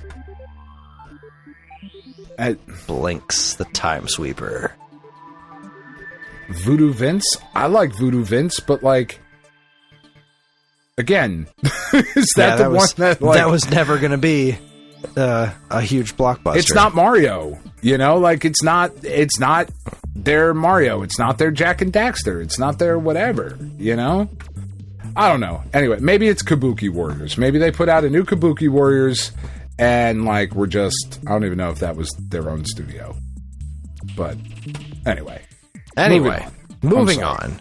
Go Nintendo reports, Mario and Sonic at the Olympic Games Tokyo 2020 was originally meant to include Pokemon, Zelda, Dragon Ball, and more. What? I mean, that would have been awesome. That would have been crazy. Let's see. Just put them all in there. Cocker, here's what the team originally planned to introduce in terms of new characters. Pokemon, Street Fighter, Mega Man, Dragon Ball, Metal Gear Solid, Legend of Zelda, some Sony and Microsoft properties and characters. I mean, obviously that didn't happen, but like that would be amazing. Like for the Olympics? Yeah. I mean, it was still going to be a silly minigame collection because it's the Olympics, but like, dude, come on. Let's get the whole Japanese gaming industry together to celebrate the Olympics in video game style. That sounds amazing. It really does. But it's too many people swinging their dicks around. That, fucking work together. The 2020 Olympics was a fucking disaster, top to bottom, because of COVID. Like this was just not possible. But yeah, that's a tragedy. But the great thing about the Olympics, Chris, it's every fucking 4 years. Like, you got time. They got time. They could do it again. They could. I don't have much to say about this one, but Go Nintendo reports that Donkey Kong bongos live on as someone is using them to play Donkey Kong Bananza. Yeah, good for you. Yeah. I don't understand it. I think it's awesome. I think it's fantastic. Way to go. Not for me. AI Kotaku reports AI weapons maker teases $200 retro console that will play your old copy of Mario Kart 64. Sweet. There's a lot of things that will do that already. Palmer Lucky's M64 will go head-to-head with the Analog 3D later this year. Anduril Industries co-founder Palmer Luckey has pulled back the curtain ever so slightly on his retro gaming company side project's next console. We still don't know what the M64 looks like or what exactly it's capable of, but a brief new teaser shows it running Mario Kart 64 on a CRT for the early bird price of $200. You lost me at AI and Drone Warfare Company. Yeah. Yeah. I hope that works out for you. Yeah. Speaking of AI sucking, Kotaku reports AI accusations plunge Street Fighter VI fan art contest into chaos. Submission featuring Kimberly was set to be featured in the game, then the accusations arose. So they were holding a big fan art contest for Street Fighter VI where the winners would get their their artwork put into the game. There was a very strict no AI rule, and then one of the finalists got called out when they posted about it for potentially being AI, and a bunch of internet sleuths were pointing at the different pieces of it saying, this is why we believe this is AI. Right. It's a bad look entirely. God, I hate AI art. I hate it. I hate that it exists. There's a certain notion to having tools available where, people without artistic talent can make art, but also you're ruining everything. You're ruining everything for your laziness. There's a way to do it where, like, even if you were using it to create, like, I have an idea, right? I think I would like to draw X. Let me see what this comes up with. Like, let me see my idea somewhere, and now I'm going to draw it. Like, oh, okay, I hadn't have thought of doing it that way, or, but I'm still the one now physically creating the piece. That, to me, like, there's a way, I think, to use it as, like, photo reference, research kind of thing that I think is okay. But creating something and then passing it off as your own work entirely, of like, I copy paste and here you go, this was mine, like, that doesn't really fly. It's again trying to use AI for what it was designed for, like, a tool to help you create the art, not to do the actual art. Right? Does that make sense? Yeah. Because I'm trying to think of a way to where, like, because we're having the conversation in a lot of different spaces that nobody is going to listen. Like, AI art is coming. It's here. It's not going anywhere. It's not going anywhere. You know what I mean? It's not going stolen. anywhere. But let's try to figure out a way to kind of shift the conversation into influencing younger generations, younger people. Like, my kids hate it, but kids younger than them, it's just what they're growing up with. So if the focus is switched to somehow be like a generation tool of, like, research, you know, now we're having a different conversation that I think is a better place to be. Because just saying, like, oh, don't do it, it's stupid. Like, well, the people that are doing it aren't going to listen. Yeah. Right? I mean, I don't know. The fact that it's all stolen is, you know, should be enough, but it's not, because that's not a deal breaker for most of the people that are doing AI art. The fact that it's just high-speed plagiarism is just like, well, I don't care about them. I don't know who those artists were, and I don't care that I'm taking money out of their pockets. I don't care about taking credit for their work. It doesn't bother me. So, right, you know, how do you have the reasonable argument with those people? You can't. They're just not operating on the same plane they're just not operating on the same plane of decency. So that just is what it is. Like, they don't care that it's stolen art. Because they can push buttons and make something better than the Hollywood studios can. Or according to them. It just makes me sad. It does. It's annoying. It is annoying. I just, you know, I'm constantly trying to think of a way of, like, you know, because it's not just with AI art, it's with all of these different things where we have these disagreements and we have these strong opinions on things of, like, how can we actually move these conversations forward? You know what I mean? Because it's here. It is not going anywhere. It's only going to get worse if we don't fight back against it effectively. It's only going to get so much worse. Yeah, like, there's got to be something that makes it so that, you know, artists are getting credit for their work or getting paid for their work, or that's why these union things are so important. Like the whole thing that just finished with the video game voice actors union. Yeah, you know, the bargaining to be able to make it so that the studios can't just be like, cool, you're fired, but we recorded your voice for this game, so now we own your voice, and we can just make your character live forever with your voice, and you don't get anything from it, even though it's your voice. Who cares? Even though it's yours. Money. Yeah. Like, it's all stolen. That's the big problem.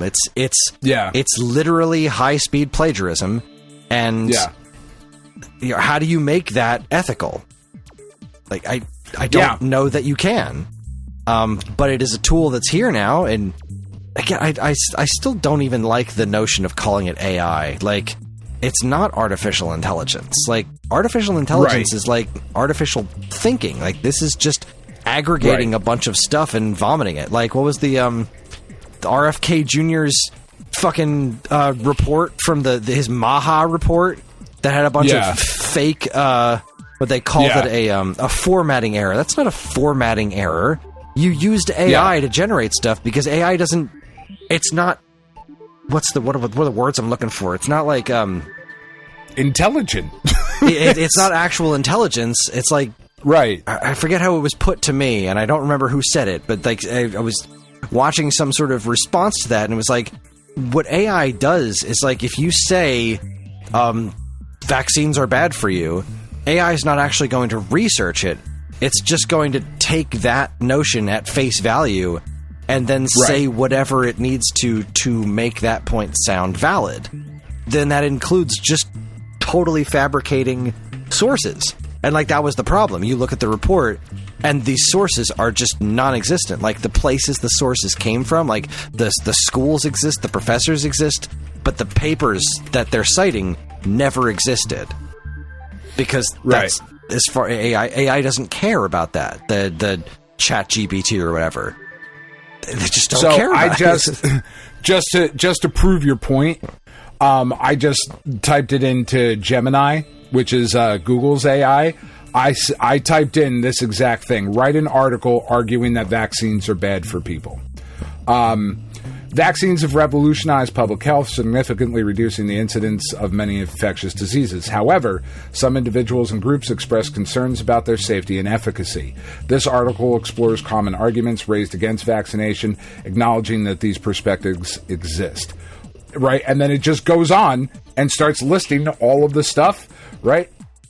Proponents of this view suggest that introducing multiple antigens at once, as occurs with several childhood vaccinations, might weaken the body's natural defenses, making individuals more susceptible to other illnesses. They argue that natural immunity acquired through exposure to the wild virus is superior and more robust than vaccine-induced immunity. Like, I just typed that in, and it just spit out, 700, 800 words on it while you were talking. You know? And that's the thing, that's kind of what I'm talking about. And I saw, an interesting article. And, man, we have really gone off the rails here. But it did remind me, I saw, an interesting article of people talking about it, of the difference between AI-generated artwork, or algorithm, I suppose is a better way to put it. Because, like you said, it's not AI. Algorithm-generated artwork versus homages that are kind of everywhere in comic books right now. So over the last number of years, there have been a fuck ton of variant covers released for new number ones, like Marvel and DC and Image and Dark Horse and Dynamite, everybody else. They all figured out that if they release new number ones, that sales naturally go up, right? Somehow people are still falling for the number one trick in comic books, which is kind of wild. But also, if they include variant covers with all of those number one issues, right, that retailers, you have to order X amount of books in order to get X amount of covers of, this particular cover, and then the next tier and the next tier and the next tier, with covers getting more and more rare, right? So with all of these covers required now, right, for comics to be successful sales tools, there has been a sharp rise in the homage style cover, where artists are looking back to the 60s and 70s and 80s and drawing the same cover that artist drew, just with a different character on it. Right? So if I were doing that for a character in a comic book today, I might draw my version of Spider-Man in an exact comic book, or not even Spider-Man. I might draw a different character, right? Like, let's say I'm drawing Darkhawk. And I might draw it like, actually, this is in Marvel Snap. This actually works out perfectly. There was an issue of Darkhawk, an artwork of Darkhawk, that puts Darkhawk in the very famous McFarlane Spider-Man pose, with all the webs coming out behind him, like the McFarlane Spider-Man cover. Is that okay? Is that any different than generating artwork through algorithms? Right? Because this person is not coming up with their own idea, right? And I'm not saying it's not, but I've seen that argument presented places. That is a stupid argument, because that is still an artist. Sure. That is still an artist drawing something. It's drawing an homage, but they're still doing the work. It is an artist's interpretation of that other work. It is not. Now, if you tell an AI to do that, to generate that, it's not somebody doing something. They're just going to take things that they're just going to take. They steal other art from the internet, amalgamate it, and then vomit out slop that is what you asked it to make. Right. That's the difference. No one's drawing that. Right. There is no creative... It's completely and totally creatively bankrupt. Even though it's a straight homage to something that existed before, that there's still an artist drawing that. They're still adding their own touch to it. They're still taking something, and even if it's an homage, they're doing something with it. AI is just regurgitating what is out there. It is just stealing all that information, squishing it together, and vomiting out slop. That's all that is. Yeah. It's horrible. I agree with you. I'm just saying, like, that just reminded me of that I saw, like, a whole big article about it. And, like, because Greg Land is also a problem because he traces, like, porn scenes. And, like, is that any better than algorithm-generated content? I don't know that it is. I don't know that it isn't. You know? I don't know. I don't know. I guess he's still drawing something over the porn, right? I don't know. Yeah, I think it is better, but not by a lot. But not by a lot, right? Like, I don't know. There's. I think the problem that we're going to start running into is that I think this conversation is a lot more nuanced than people want it to be. I think we want it to be very black and white, cut and dry. And I think it is to a point, but that's not the way the world is going. So, like, I don't know. Yeah, like, I don't even we're so far off the rails now. I don't even remember how we got here now. If you're a massive company, sorry, and you have hired artists to draw just a metric shit ton, like you hired a team of artists to work for like a year or two, a couple of years, just drawing all kinds of stuff to make a massive database of art that you own, and then you use that to create a generative AI program that uses that stuff that you own, that you hired artists to create, and paid them to train this AI, that you use that for that. There you go. Go off. That is, it's that weird, makes sense to me, but it makes sense, right? And again, to use it as a tool, to use it as a, like, all right, how do I, in terms of writing, like, okay, I came up with something, but I know the point I'm trying to make, but I don't like the words that I've got this writer's block. I've got this idea. Right. I don't know how to word this properly. So let's use generative AI to reword it and then look at that and say, okay, this is an idea. Now I have a different framework. I have a different way of saying this. Let me take that and referencing it as a tool. Turn it in, referencing it as a tool and then turning that into my own words. Right, like, oh, I didn't even think of using that word too. It's like it's like a thesaurus almost. Like, I didn't even think to use that word instead of that word. That makes more sense. Now let me take this and make it my own. Like, as a nudging tool, that's interesting stuff. But the fact that the way that generative AI is able to do that was by stealing shit off the internet. Yes, and I think that is probably, like, the biggest issue that that our generation is going to continue to have with it, is that, like, yes, but you stole all of this. like I understand what we're using it for now, but, like, where it came from wasn't good. It was just straight up theft. Yeah, I don't know. Like I said, I do think, just kind of looking at it, like looking at, you know, kids and kids younger than my own kids, like I think kids your kids' age, Kris, like, obviously I don't think your children are going to feel about it the way maybe some of their classmates will. Right, because we've had this conversation. They know how much I hate it. Yeah, but there's definitely differences, you know? Because there are a lot of people our age that just don't give a shit. That just don't care, because it is somewhat a leveling of the playing field to a point. Unfairly, certainly, but it is a leveling of the playing field, and it is another perfect example of the fuck you, I got mine mentality. I don't care where this came from. I got what I wanted. And that's as far as they think about it. That's as far as a lot of people think about it. Like, fuck it, I got what I wanted. I don't really care about the consequences. I don't care how much damage it does to the environment. I don't care that it's people that have spent their lives trying to become artists or writers are now completely out of work because nobody's going to hire them because they could just do shitty versions of that for free instead of paying somebody to do it well. Yeah. Again, I mean, small part of a much larger conversation there. Yeah. I mean, because I have certainly used algorithm-generated stuff in the past. Like, Tiff needed a resume. And I was like, I don't fucking know what a resume should look like for a vet. Somebody give me one.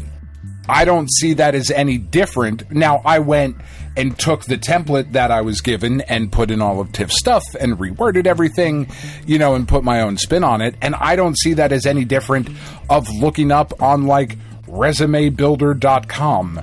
I don't see that as being any different. Maybe some people do.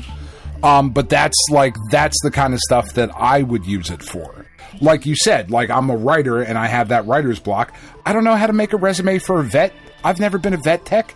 I don't fucking know. You know what I mean? Yeah. Like, I don't know what I'm doing. So I'm going to use this tool. And then I'm going to create from there. Yeah. I want AI to do the dishes and vacuum my house so that I can do the artwork. Not I want AI to do all the artwork so that I have time to vacuum my house and do the dishes. Right. I want to draw this picture of Frank Sinatra as an otter, while the computer is doing my dishes. That's what I want to do. All right, we got one last story. Pokemon's unbelievably bad summer showcase leaves fans high and dry. This is from Kotaku.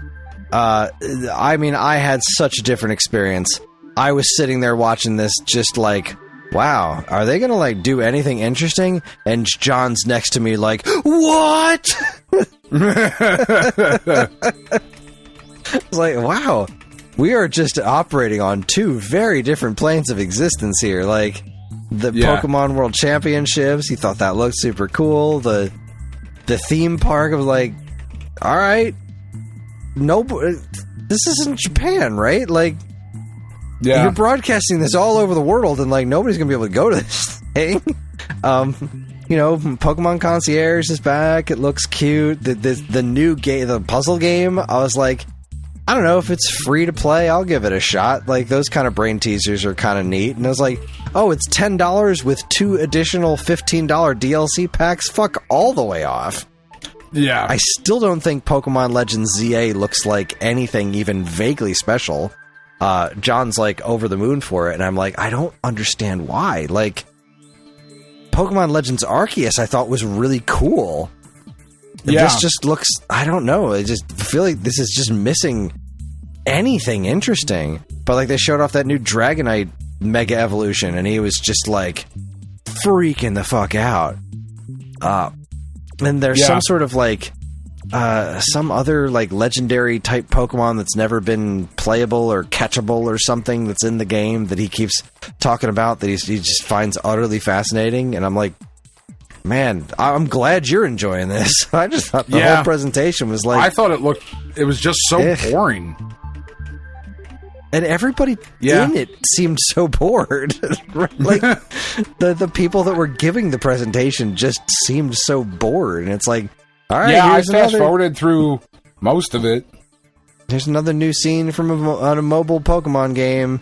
Here's another new scene from another mobile Pokemon. There's, like, so many mobile Pokemon games that are just, like, gotcha mechanics. And, man, Pokemon is getting so dirty. It just keeps getting dirtier. And, like, why did they have this presentation? They didn't seem to have anything interesting or exciting to announce. It was just like, okay, neat, but, like, this could have been an email. Like, these could have been tweets. Like, Nintendo does this. Nintendo does this all the time. But, this is the Pokemon Company, and God, I wish. I wish things were different with the Pokemon Company, because there's so much potential in this brand, and it's so beloved by so many people, and it just keeps getting stretched thinner and thinner. It's just like this constant every single year. How much more bread can we cover with the same amount of butter? Like, just how far can we stretch this? What is it? Game Freak is so overworked. Like, the Pokemon Scarlet and Violet weren't fucking done. Like, they were released in an unacceptable condition, but people bought it anyway, and they really enjoyed it. Like, John loves those games, even with the glitches and stuff. It's like, all right, cool, but also, like, have some fucking standards here. You shouldn't be... nothing that makes this much money should cost this much and be of this poor quality. Like, it just shouldn't. Yeah. Pokemon's disappointing, and that's my soapbox about Pokemon.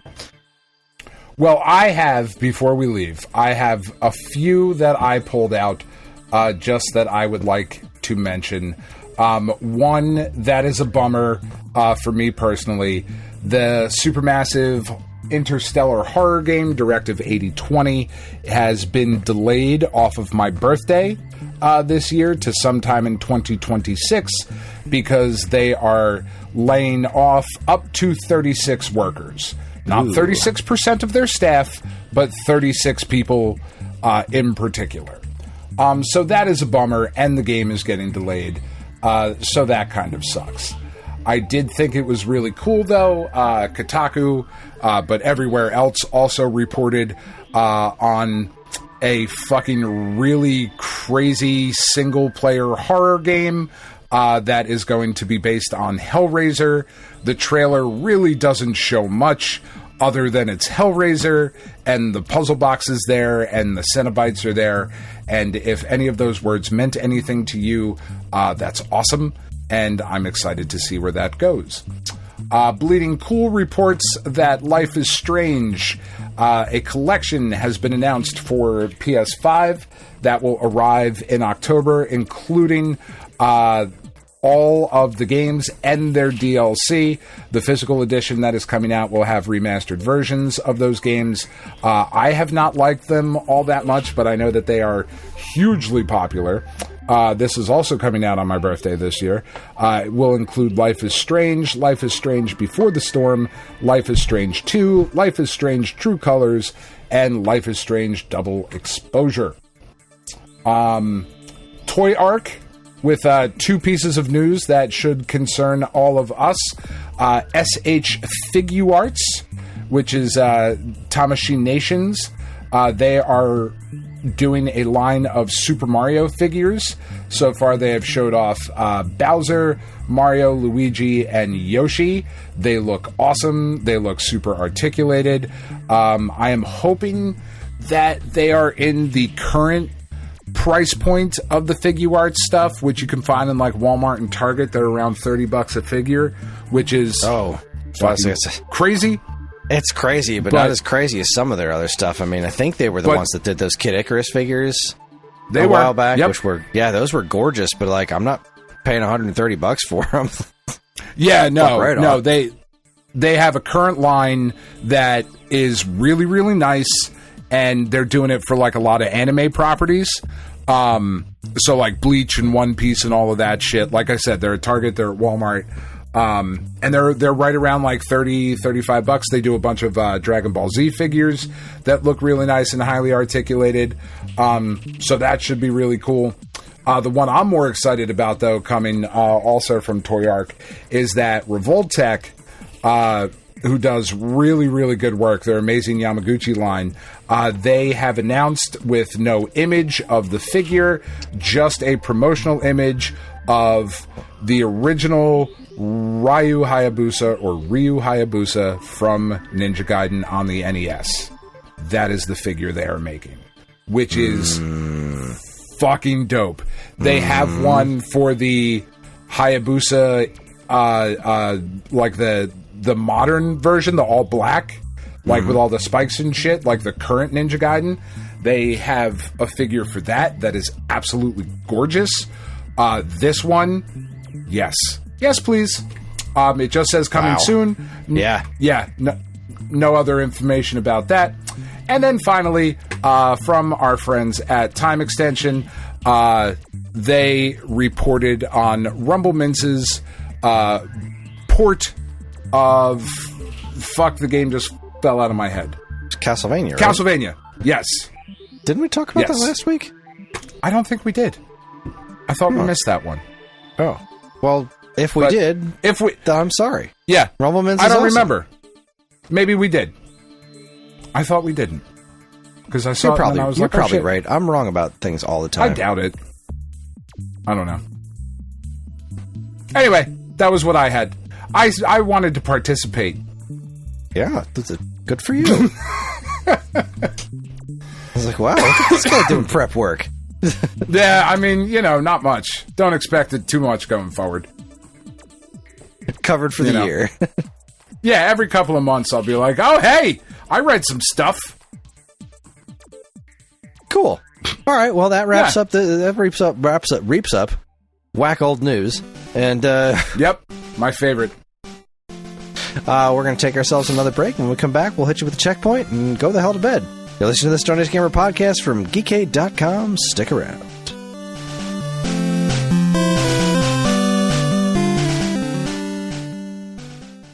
Do you miss the days when you'd get a fresh issue of Nintendo Power in the mail every month? It was stacked with reviews, previews, and all manner of cool new stuff about the world of Nintendo, and it even came with a free poster. Well, you don't have to miss those days anymore because Nintendo Force is here. Functioning as a spiritual successor to Nintendo's classic magazine, Nintendo Force is staffed with top-notch writing talent, and me for some reason, to deliver fresh new reviews, previews, and more right to your door every other month. And yes, posters are still included, except ours are double-sided. So if you want the thrill of learning all about the world of Nintendo in physical format, head on over to NintendoForceMagazine.com and learn all about it. Nintendo Force Magazine, the force of Nintendo fans. Hey, I'm Ryan. And I'm Andy. Neither of us are David Crane, but we are the hosts of David Crane's Amazing Movie Time. That's our monthly Geekade Patreon exclusive podcast that covers movies that are cult classics, weird, or just sometimes laughably bad. We ourselves have at least two of those qualities, so I guess it makes sense to hear what we think of those movies in retrospect. You can hear all that and more by becoming a Geekade Patreon supporter. And, as always, be kind, rewind. When you hear the words cross-stitch, you probably think of a grandma lovingly making a Christmas stocking, a picture of a lighthouse, or maybe a Bible verse with flowers. But that's not what we do at Shoot the Moon Stitches. We take the old-fashioned art of cross-stitch and pair it with contemporary themes and imagery to create striking works of art that make the perfect gift for anyone who grew up with the internet and has a wicked sense of humor and an appreciation for pop culture. From cult favorite TV shows and movies, to retro video games, to TikTok trends. If it's made you smile, chances are we've stitched it. You can shop our selection of art and gifts by going to Etsy.com and searching Shoot the Moon Stitches. For all your fun, feminist, fandom fiber art needs, visit Shoot the Moon Stitches.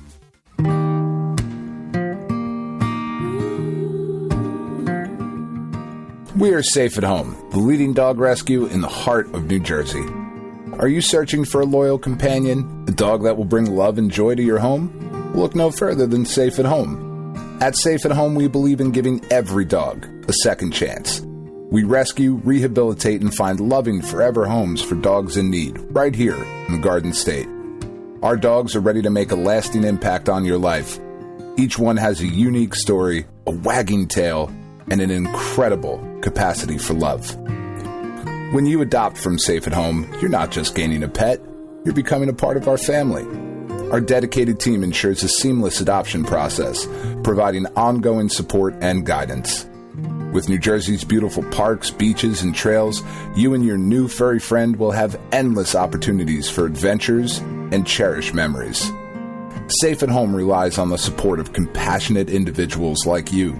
Your donations and volunteer work enable us to continue saving lives and finding forever homes for these amazing dogs.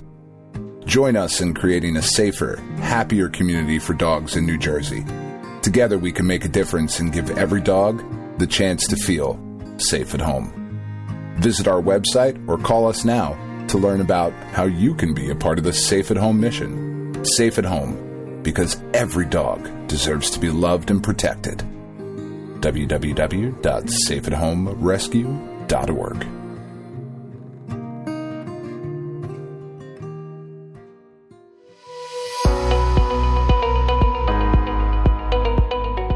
Hi everyone, Kris here. Podcast listening is free, but podcast creation is not. That's why the Geekade Patreon exists. In an effort to help us pay the bills, we've got a Patreon page set up where you can gain access to our monthly podcast topic schedule, get early access to many of our shows, and more. If you'd like to help support Geekade and keep these shows running week after week, head over to the Geekade Patreon page, linked in the show notes of this very podcast.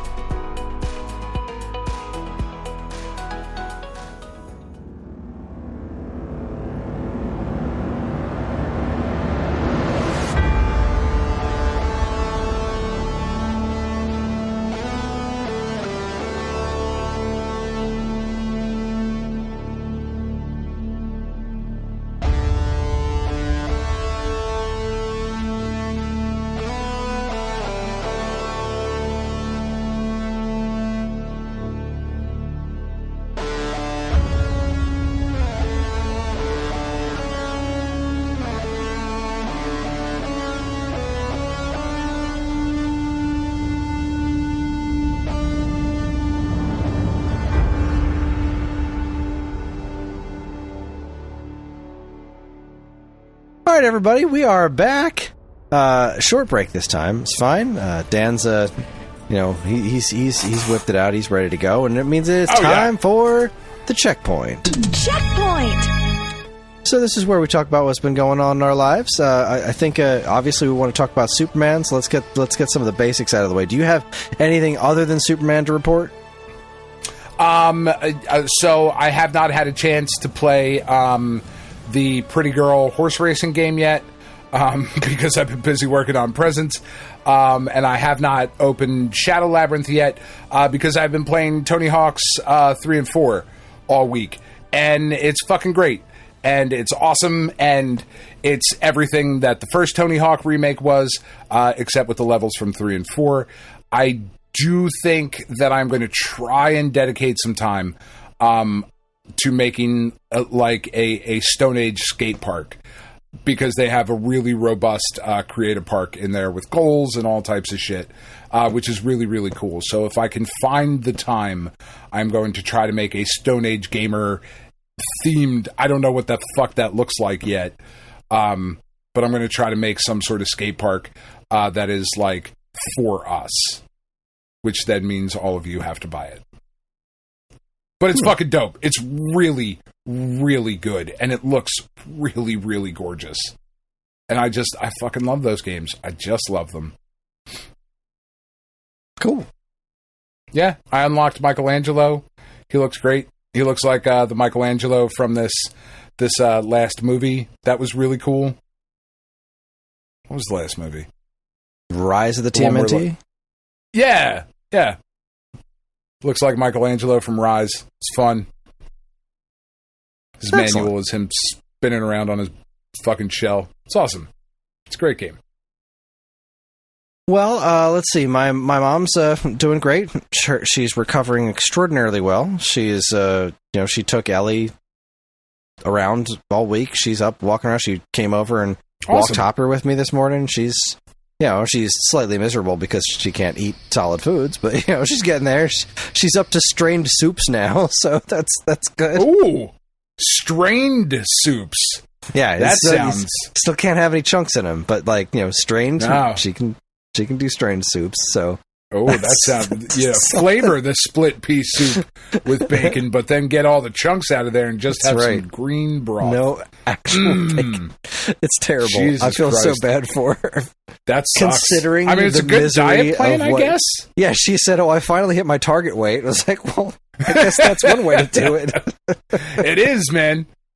Jesus Christ. What a fucking liberty. Ugh. Yeah, terrible. But yeah, she's also doing great, which makes me happy. Just as an aside, that is fantastic because your mom is great. She is just an awesome, awesome person. Is there any soup worse than split pea soup? I am struggling to think of one. I think I would rather, because I've had it, I would rather have borscht over split pea soup. I'm trying to think of one. And I don't like either of them. Yeah, I don't like borscht, but I would try that before I have split pea soup. I mean, lentil soup's really not bad. No, it's not. Navy bean is fine. Yeah. I just don't like peas at the best of times. Yeah, like I will tolerate peas in a shepherd's pie because it's just kind of part of the experience.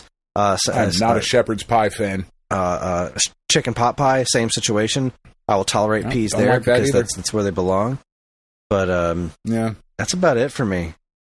They just get a big old no thanks, peas. Anyway, answer in the Discord, people.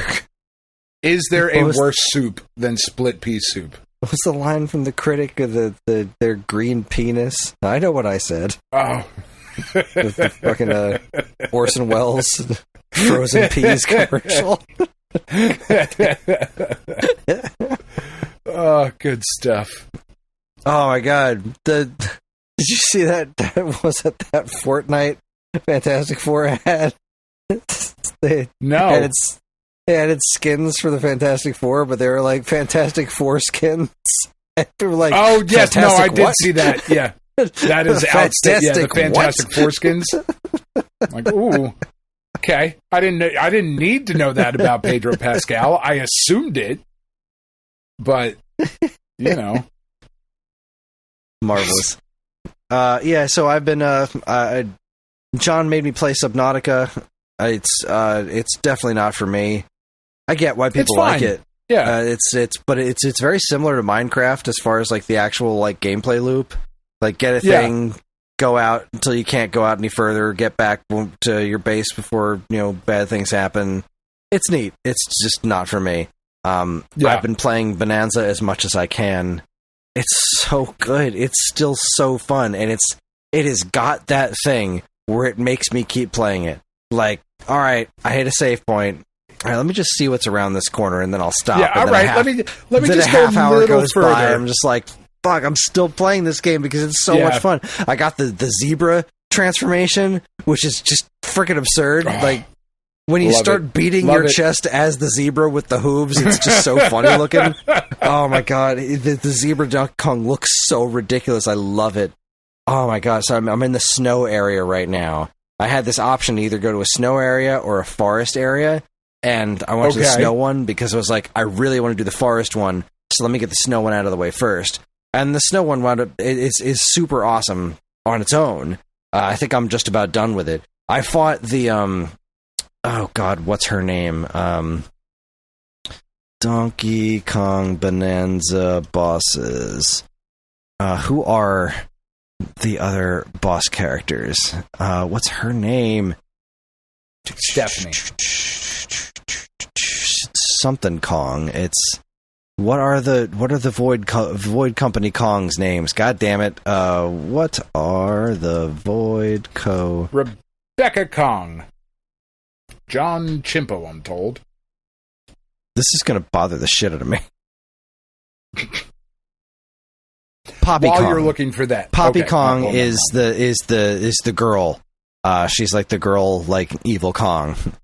And so I got to the first boss fight with her, and this game does not hold back. Donkey Kong beats women. Good. He should. Like, just it's with your about fists, fucking time. You beat the fuck out of her. And she's fine at the end. I think that's the thing I like about the boss battles in this one, is whenever you're done, the bosses just stand there just like, well, all right, you won. Here's the key. Fuck off. Like, you don't kill them. They don't, like, run away or explode or anything. They're just still there. They don't faint. They just stand around being like, all right, you won. Here's the key. I'm going to figure out how to beat you, though. They're just there. But, like, I get into the fight with what's her name? With Poppy Kong. And you just... you stun her, and then you just go over and just beat the fuck out of her with your fists. I'm like, okay, cool. I guess this is what we're doing. It's fine. I mean, it's that way in Hades. The first boss that you get to before you move up to the next floor is one of the three sisters, and like, you just fucking beat the shit out of her. Like, and then after, like, if you die, she like, whichever sister you fought will be in the bar area of the underworld, and you can, like, go talk to her, and she'll be like, I'm gonna fucking get your ass next time. It's like, all right, like, cool. It's great. That is true quality. Great. The game is just never. It has not ceased to amaze me. It's so much fun. I wish I was playing it right now. I had such a hard time. I don't have the money for it, right? Like, I don't have $520 to drop on a Switch 2 and, like, not even the Mario Kart one, like, just a base $450 Switch 2. Plus DK Donkey Bananza, I get it. Kong Bananza. I don't have the $520.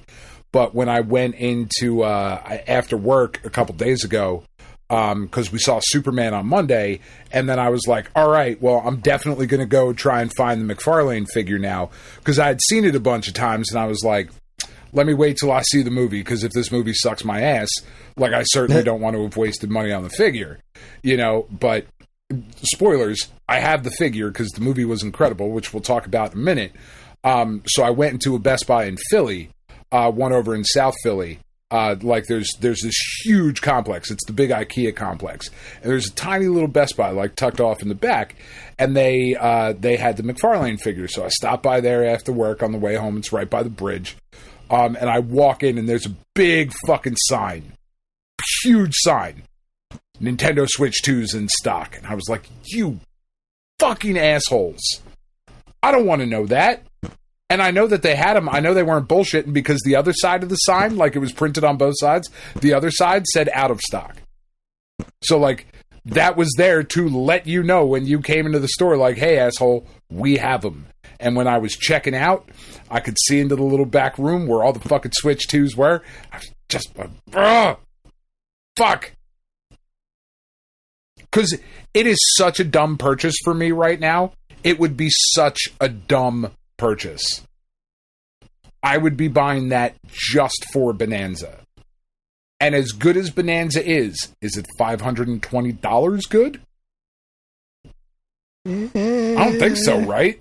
You know, like, I can't think of a single video game that is that worth that. I just can't. I don't think it exists. Like, I mean, I don't think it does either. You know what I mean? So, and I know that there will be games that I want in the future for the Switch 2, right? Obviously, Metroid Prime 4 is coming out.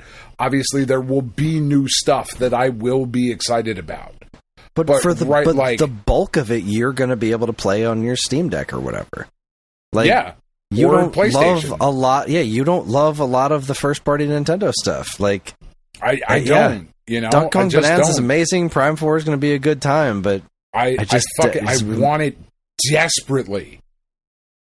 Every day I'm like, fuck. Like, there's a couple things that happen every day. Every day something happens where I'm like, well, fuck, I really should have a 3D printer. God damn it. Like, I see something, I'm like, fuck, I really should have one of those. And every day I'm like, fuck, I really want to play Bananza. Right? Roddy wants to play it with me. Like, when we were talking about it last week, as we were talking about it, he fucking texted me, and he was like, oh my god, I just saw stuff for the 2-player for Bananza. We have to play this. Oh, and I'm like, yeah, sure, I was like, get a fucking job, dude. Like, you're 16. Fucking work at McDonald's or something. Do it. Go get a job. Because, the 2-player mode's it's like $15 an hour now. Shit. That shit was $5 when I started working. And it was only 30 years ago, but whatever.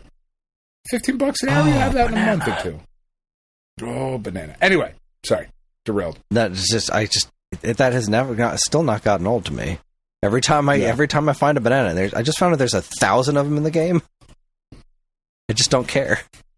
I want them all. Every one. I'll get every one that I can find.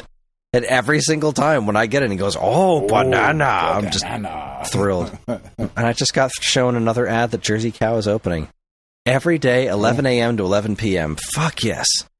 I think at 11 a.m. ice cream. I think 11 a.m. because tomorrow is going to be. Tomorrow is where the fuck you heat dome starts just absolutely baking us, right? Like, tomorrow is when it's going to be 93, but it's going to feel like 106. I think tomorrow at 11 a.m. we walk over to Jersey Cow, and as we're dying of heat stroke, we get just the biggest ice cream imaginable, and then before we're dead, and then we don't make it home alive because we ate ice cream instead of drinking water. That's a terrible plan, because then I get to play Bananza. That's true. You inherit the Switch 2 and everything's fine. If you die tomorrow, Chris, eating ice cream instead of drinking water on your anniversary, which, I mean, if you're going to go, that's a good time to go. can we make it official right now on this recording? You, Kris Randazzo, are not under threat. I'm not pressuring you in any way. I'm just 100%. Asking. You get the Switch 2 and Bonanza. Excellent. Thank you. As long as we all die. Now, I mean, hope you're dead. If John lives, he gets the Switch 2. I'm sorry. Oh, dude! Come on. He's not going to fucking appreciate... all right. Can I... Because fuck that kid. Fuck those kids. I wouldn't... If I died, like, you can have the PS5... Well, no, actually, you can't. You can have something you want. This dick. I don't want it after you're dead. No, I mean, I don't want it again after you're dead. I think it's what you meant to say. No, can we at least say that I get to have the Switch 2 until I finish Bonanza? Or 3 months, whichever comes first. Because, like, I don't want that to be open-ended. I would then exploit it. Because, like, he's not mine. I don't care. So, like, 3... Okay. So, beating Bonanza or 3 months, whichever comes first. Yep. Perfect. Sold. Love it. Okay. Excellent. Beat your Bonanza. I already did. All right. The only other thing I need to mention is,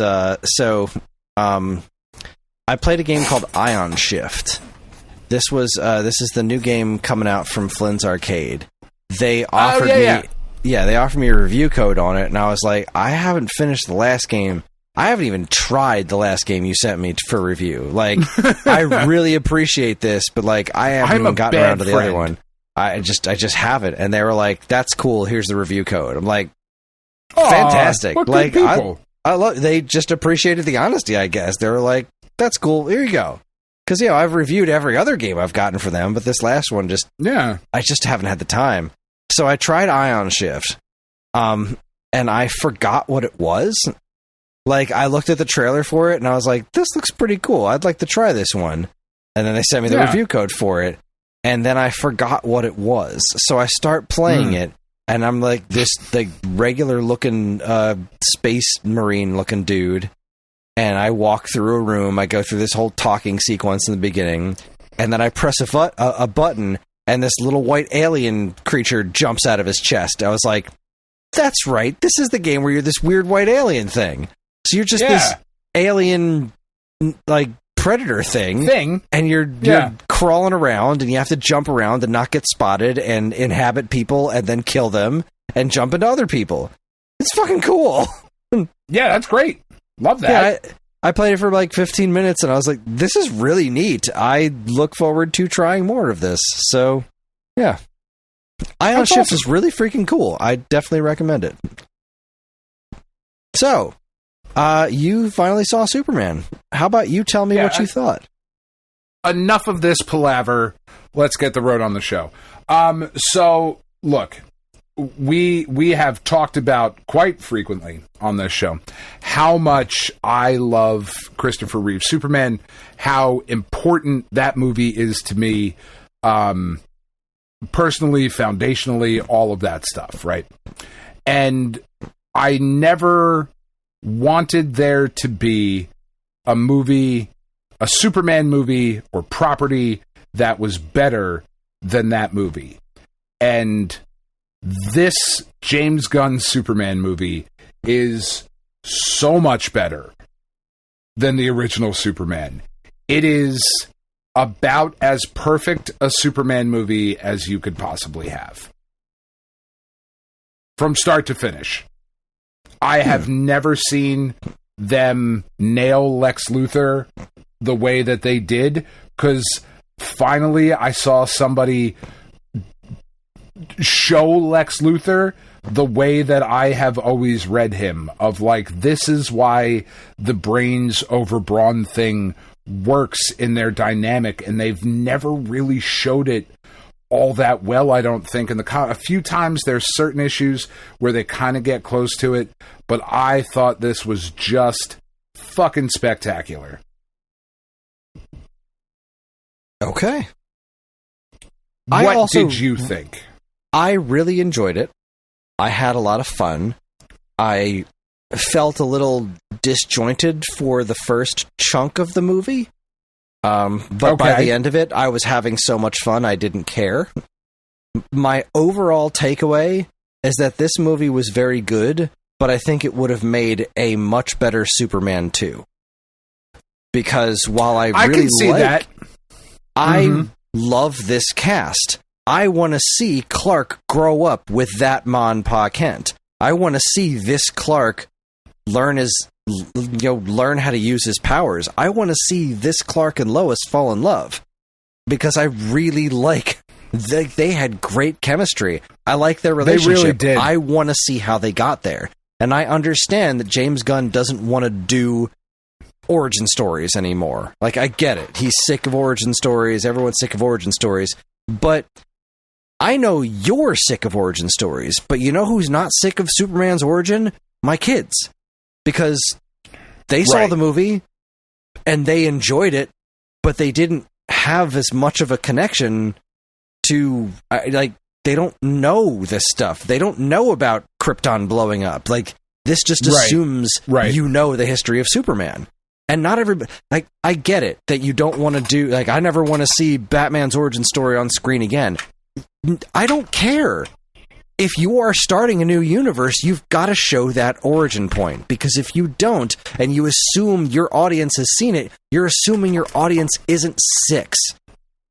I'm not showing... They haven't seen the Christopher Reeve Superman.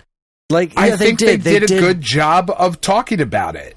They did do a good job of talking about it. They did do a good job of covering for the fact that they didn't do that. But they shouldn't have had to do that. This movie, if you had seen more of this, like, Superman, Lex Luthor hating each other from a distance, like Superman learning to be Superman, establishing himself as Superman, and then in the second movie you see the Justice Gang, like, this just felt like a Superman 2. I think it was a very good Superman. I think it would have been an amazing Superman 2, and I'm sad that we're never going to get to see David Cornsweet and Rachel Brosnan's relationship. Like, I think about all those wonderful moments of, like, Lois figuring out that he's Clark, and, like, that whole back and forth. I would love to see these actors tackle that. I would absolutely love it. Because when was the last time we really had that? The Snyder stuff didn't do that. They did the exploding of Krypton, but we didn't get shit between Lois and Clark. There's nothing there. That is dead fish on screen, and I fucking love those actors. I think they were great. I think the casting in the Snyder stuff was great, but I think it's just such a huge missed opportunity that we didn't get that. Now, that said, I had such a blast with this movie. He saved the squirrel, man. He saved the squirrel. I saved the fucking squirrel. Every single time Krypto was on screen, Ellie was freaking the fuck out. She was squealing. She loved Krypto. And it's become a meme in our house because we saw this joke online that was just the most perfect thing ever. That the caption was, me every time I go to a social event, and it was the "where's the dog" scene, because you walk into the house and you want to know where the dog is, and like all day, every day since we've seen the movie, at least someone in this house once goes, "Where's the dog?" It's That's great. awesome. Oh, go ahead, say things. I was going to say the thing that really hit for me. Like, really hit for me. Because I cried multiple times during this movie. Like, I was fucking shedding tears. Like, I'm man enough to admit it. I don't give a fuck. But it wasn't just me that was shedding tears. It was Roddy as well. And he gave perhaps the highest compliment you could possibly give to a movie. As we were walking out, he said, you know, when you made us watch the other one, I thought it was fine. I liked it because you like it. I get it now. I get why Superman in particular is so important to you. And I went, well, I mean, that is literally all you can ask for from this movie. That's all you can ask for. Is for a 16-year-old kid who's going to the movies with their dad to be like, oh, fuck, I get it. Okay. Because so spoilers, obviously. But as Superman is getting involved in this conflict in the made-up country whose name I can't remember now off the top of my head. Israel. Yeah, I mean, yeah, that's what it was. But, as Superman is getting involved in this conflict, right, the kids, as they are getting attacked, the kids there are just so desperate and so panicked and so afraid, and they are raising the Superman flag up and calling his name, and it fucking hits so hard. I was just going to bring up this scene. Nailed it. I was just going to bring this up because I remember seeing that in the trailers and being like, that was the one scene in the trailer, so I was like, I don't know, I think maybe we might be missing the mark here. I don't have a good... This is the one piece of it that's not giving me a good feeling.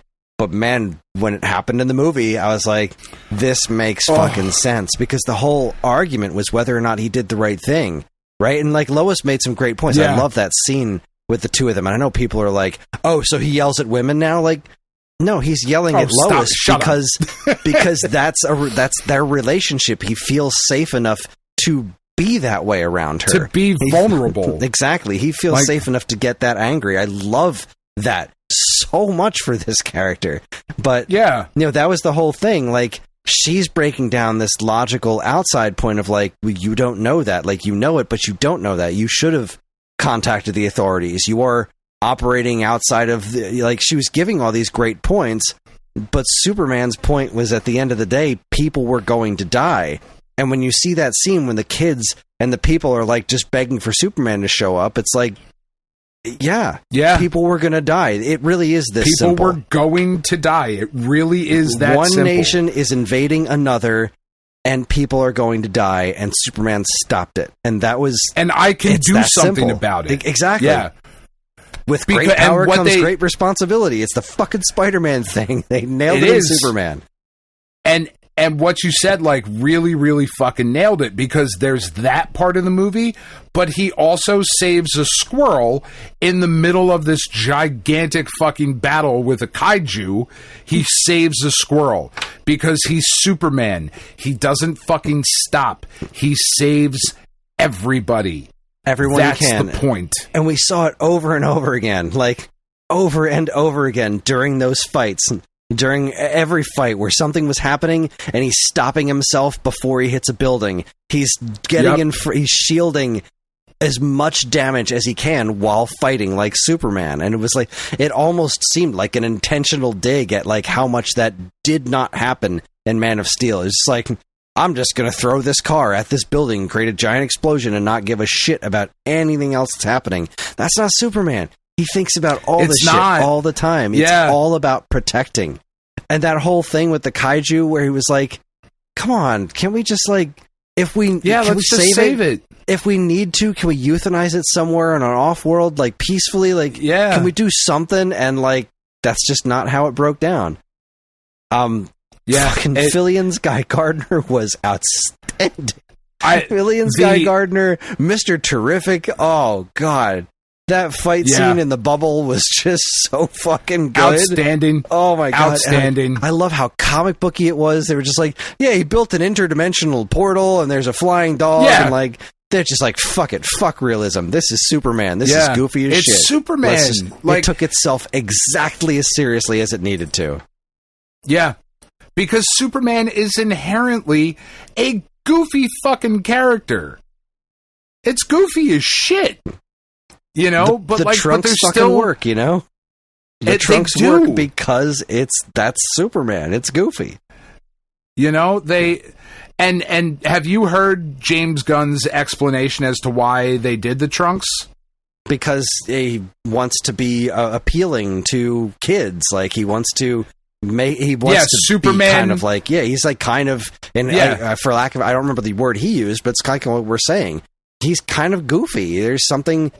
He is this all-powerful being that would be terrifying, so he's wearing his underwear on the outside, so he's a little bit less terrifying.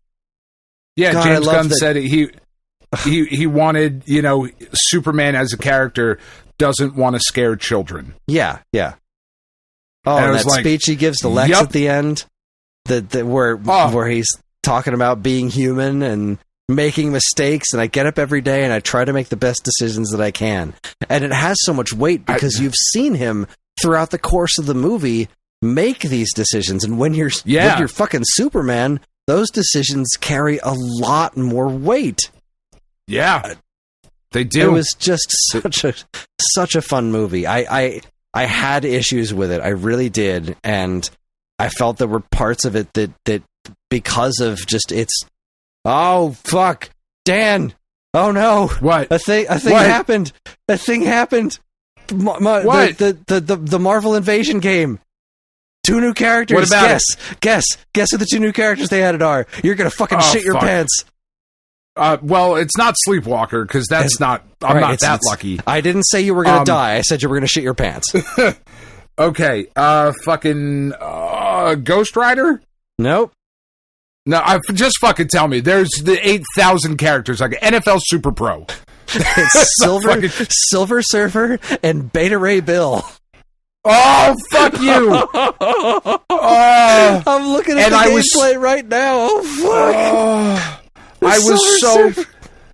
I was so confident that Metal Gear Delta or Ghost of Yotai was going to be my game of the year, and I was going to have to somehow work something in there for fucking Death Stranding 2 somehow, but you're going to give me Beta Ray Bill? And a fucking gorgeous-ass brawler? Oh my god. Come on. He looks so good. God damn it, of course he does. Surfer's looking great too, but Beta Ray Bill, he's big, he's beefy, he's got his walk animation is super threatening. Oh, it's so fucking That's cool. awesome. Oh, I can't wait for this game. Oh god. Yeah, no, the game's gonna fucking rule. But all right, anyway, Superman, so to wrap back to it up, business. Yes. Back to Superman. I really honestly thought that this was about as good as you can do Superman on the big screen. I really did, and I wasn't sure. Like I was pretty sold. You know what I mean? Like the stuff we talked about with the trailers. But yeah, I've been burned plenty of times. You know, it's not my first rodeo. You know, but man, did they just fucking get it. They just got it, you know? And what I think the thing that I am most excited about is that I'm now excited about DC Comics movies. Yeah, I am very interested in this Lanterns show. I'm very interested in that. I mean, obviously, I loved Peacemaker Season 1. I can't fucking wait for Peacemaker Season 2. I'm super excited for that. I'm super excited for Supergirl. Oh, Supergirl. That's what else I wanted to bring up. I thought that was really cool the way... Because I didn't know she was in this at all. And the fact that Krypto is hers. And... Yeah. Because Krypto is such a bad dog. He's such a bad dog. And he never says my dog. He doesn't. In the entire movie, he says the dog. Yeah, and he said it was like a foster situation. A foster situation, what is going on? I didn't expect them to actually explain it. And then, she fucking shows up, and it's her dog. And, him and the Alan Tudyk Superman robot are Gary talking about that's why he acts the way that he does. It's that's right, no boundaries. This is great. This is great. That of course the internet's just oh now we got a drunk Supergirl. Fuck off. Yes. Did you not watch this movie? Her whole fucking family died, you assholes. She was not a baby when she lost Krypton, and also now we know that the Kryptonians weren't these wondrous saviors. They kind of wanted Kal-El to take over the world, kind of a thing. Yeah, they're much more Gallifreyan than... So interested in what her movie's going to be and what her character arc's going to be. I'm so interested in that. I think that's a fascinating story. I'm really I am now properly excited for DC movies in a way that I don't know that I ever have been. You know, it was remember when the Flash show came on, and I think it was season 1. They're fuck it, Gorilla Grodd. We're oh, so we're doing comic books. We're just getting right down to business. All right. So cool. And this halfway through this movie, we're in a pocket dimension and Metamorphose there. I'm oh, so we're just doing that guy was so good. We're just all in here, right? Okay, cool. That dude. Hawkgirl was a blast. Yeah, Metamorpho was great. What a hard character to translate to live action, and they just made it look wonderful. Yep, it just everything about it worked. Yep. Everything, and I see your point of like, wouldn't it have been nice if we would have gotten the backstory and all of that? But for me personally, like, I kind of love that we didn't. I understand the complaint. I love that, like, we just kind of jumped into it, though. Like, this is a world where superheroes exist. I loved the Star Wars-esque crawl at the beginning of it, which was apparently David Cornsweet's suggestion of, like, yeah, he's a big Star Wars guy. Thing in the beginning, like, that's amazing. Yeah, I love that. I get it.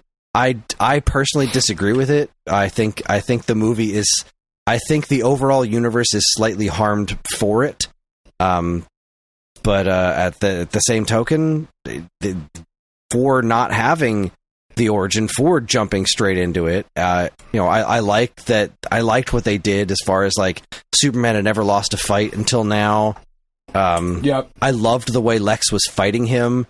Like, that's what I'm saying. Like, that's the first time they've ever nailed that. Yeah. Yeah, like the Ultraman thing, clearly setting up Bizarro, which I think was very, amazing. Very much. Like, he got sucked into an alternate universe, and he was a really stupid version of Superman to begin with. Like, that's Bizarro. That's what that is. He's gonna. Yeah. What's Bizarro gonna be like? Please do it. Please don't forget about this thread. Please, like, 10 years from now, have him show back up and be Bizarro. I'm so into that. God, I want that. Yeah, I'm very excited. I thought they absolutely nailed it. It made me incredibly happy. And like I said, that was such a huge moment for me personally. Like, knowing the way that I feel about Christopher Reeve's Superman, walking out of that theater and having Roddy turn to me and be like, I get it.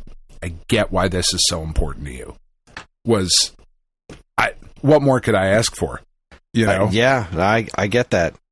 What more can I ask for? That's it. That's it. I wish I had that with John. John was sitting next to me at the theater, and he thought it was neat. You know, he thought it was cool. He was fine. Ellie she was having so much fun watching the movie. I was jealous of Karen because she got to sit next to Ellie.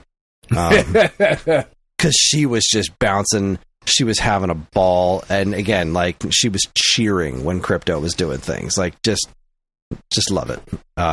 It's so funny because, like, Penn and Roddy sat next to each other and me and Tiff sat next to each other. So me and Roddy are in the middle, and Penn and Tiff are having a great time, and they're both really excited when Krypto's on the screen, and, like, they're loving everything else. And me and Roddy are in the middle of the two of them just fucking sobbing, just fucking crying constantly. Just, it was awesome. It was such a great experience.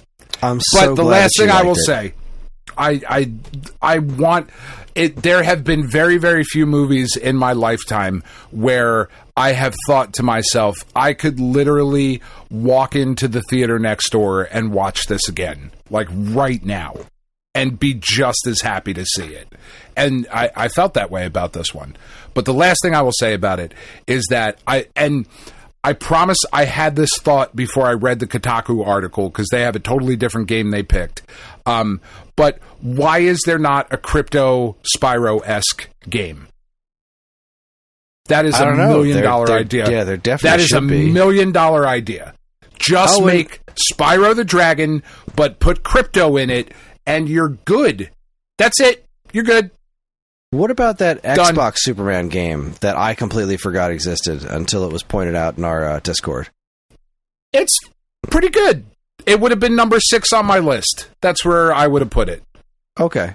It is. I do not think it is the flight, like the power, like controlling Superman is pretty good. It's okay. It's okay. It is not as good as the rest of the list, though, in my opinion. I understand that there are plenty of people that would argue that I put the arcade game way too high. I just happen to fucking, like, personally love that game. Same with Death and Return of Superman. There are a lot of people that will put, I think it's called Man of Steel, right? It's either Man of Steel or Man of Tomorrow. There are a lot of people that will put that as, like, the third, second kind of in that. range. The GameCube game is, I think, is kind of inarguably the best. But yeah, the Xbox One, it's much more comic accurate, which is kind of awesome. Like, it is based on the comic books. So you get like some interesting villains and that sort of stuff. But yeah, it would have been 6 on my list. Okay, cool. It's really the only other one that's worth playing. I mean, I know you're going to argue the Atari one now, but I disagree. Fair enough. Well, that is going to wrap things up for us tonight. It's about 10 o'clock. It's a Thursday. I've still got to get up tomorrow morning and get my ass to the gym. Even though, I forgot to mention that I ran another 5K this week. I did it again. I wasn't planning on it. Like I said last time, I shouldn't do that again because if I do, I'll probably hurt myself. And I want to train myself up to it. I just wanted to see if I could do it. Here's the problem. Right. On Monday, my you don't listen to yourself. My friend who I share fitness with on the watch, she ran a 5K, and I was. You have to. I got the notification, and I was like, "Show off!" And then I got the second notification that if you run a 5K, you get a little award on your watch. Well, now that they've gamified it, I was like, "Well, I want an award. To. I should have gotten that last week because I did it last week. I want an award." So I was like, "All right, I can do it. I can do it. I'm going to do it. I'm going to do it on Tuesday. I did it last Tuesday. I'll do it again. I'm sure I'll be fine. I'm not going to hurt myself. My knees hate me." I was like halfway through that run, and my right knee, which is my good knee, which is now currently my bad knee, because I only had a knee brace on my left knee, which is my bad knee. It was just like, you need to stop doing this. And I was like, absolutely not. I'm going to get that award. I want this silly ass award. Then I want to be able to take screenshots of my phone and say, see, I did it. I ran a 5K. That's what I want. You're not better than me. And then I did, and I have been not regretting it, but like my knees are not happy with me this week. Not happy with you? Yeah. The gym has been, I've just been doing my regular like weight training stuff, but when it comes to cardio, I'm like, I'm just going to walk on the treadmill for a bit, get my heart rate up, but I can't do stairs right now. Not my forte. It's getting better. Yeah. Like my knees are healing. It's getting a little better every day, but it's also like, oh boy, it's taken me that took a lot out of me. That was hard, but I did it. I did another 5K. I'll go tomorrow. Tomorrow's last day at the gym, and then I get the weekend off. Nice. So the hooks that they put it. Where did I go last week? They put the hooks up into the wall. Yeah. That they'd had no anchors. That immediately started coming out. Yeah, they were gone the next day. They were all gone the next day. I didn't disbelieve Go back and you. put your fucking anchors in. No, they're just gone. Put them in. No anchors. They're just like, I give up on this idea. We've moved on. We already made the video for the gram. We don't need to have them up here anymore. Yeah, the bottles are now either on this one like ledge. The two are hanging off one of the trash cans. It's like, okay, all right, this works. Fine. What else did they do? Oh, they put a new strap on. So this one like hip lifting machine, they put a new strap on it because the old one was all shredded. And I was like, all right, I'm excited to use this machine now because like this is a tough machine, and a new strap I think is going to make it a lot better. They made it worse. The new strap really digs into my hips. They did it on purpose. They were like, fuck Kris in particular. Like, I did it twice, and like I went to go talk to my friend Lisa, and she was like, so I feel like the new strap on the machine is worse. I'm like, thank God you said something, because I thought I was doing something wrong. Like, it just digs into your hip so much more. Like, all right, I'm going to still use the machine, but like, fuck. But ow. Okay. But they're trying. They are trying. It's a new owner, and they are trying. So that is not nothing. All right, man. So anyway, yeah, I'm going to wake up in the morning and go to the gym, so that means it's time for us to go to bed. That is it. That is our show. Join us next week for the July 10, 20, 30, 40, right? No, Super Series. Yeah. No, we already did that. Yeah. Super Series. Super Series. We're on to the letter X. Zexies. Zexies for NES. Is it any good? Zexies. We'll find out. I don't know. Rumblemints has already put some comments in, so I'm excited. He beat all of us to the punch. Yeah, I'll be playing it. I'll be playing it this week to the best of my ability. Man, I got to put that. I just keep thinking about that Beta Ray Bill thing. I got to put that, throw that in the Discord. Anyway, we're on most social media platforms, and if you want to get in touch with us, we aren't very difficult to find. All it takes is a quick look at our show notes, and you'll see links to our social media accounts, as well as all manner of other fun stuff, like a link to our namesake, StoneAgeGamer.com, and more useful links than you can shake a joystick at. If you'd like to get early access to this show's episodes, as well as a bevy of other shows in the Geekade Podcast Network, check out our Patreon, also linked to in the show notes. It helps keep this show running week after week, and all our patrons are loved and appreciated. This show's theme song, Squared Roots, was written by banjo guy Ollie. You can learn all about his wonderful music and more by following the link to his YouTube channel, also in the show notes. And finally, as always, we'd like to thank our intrepid editor, Evan, for making this show listenable for all you folks. We'd like to thank all you folks for listening in the first place. That is it. On behalf of Dan and myself, keep playing games.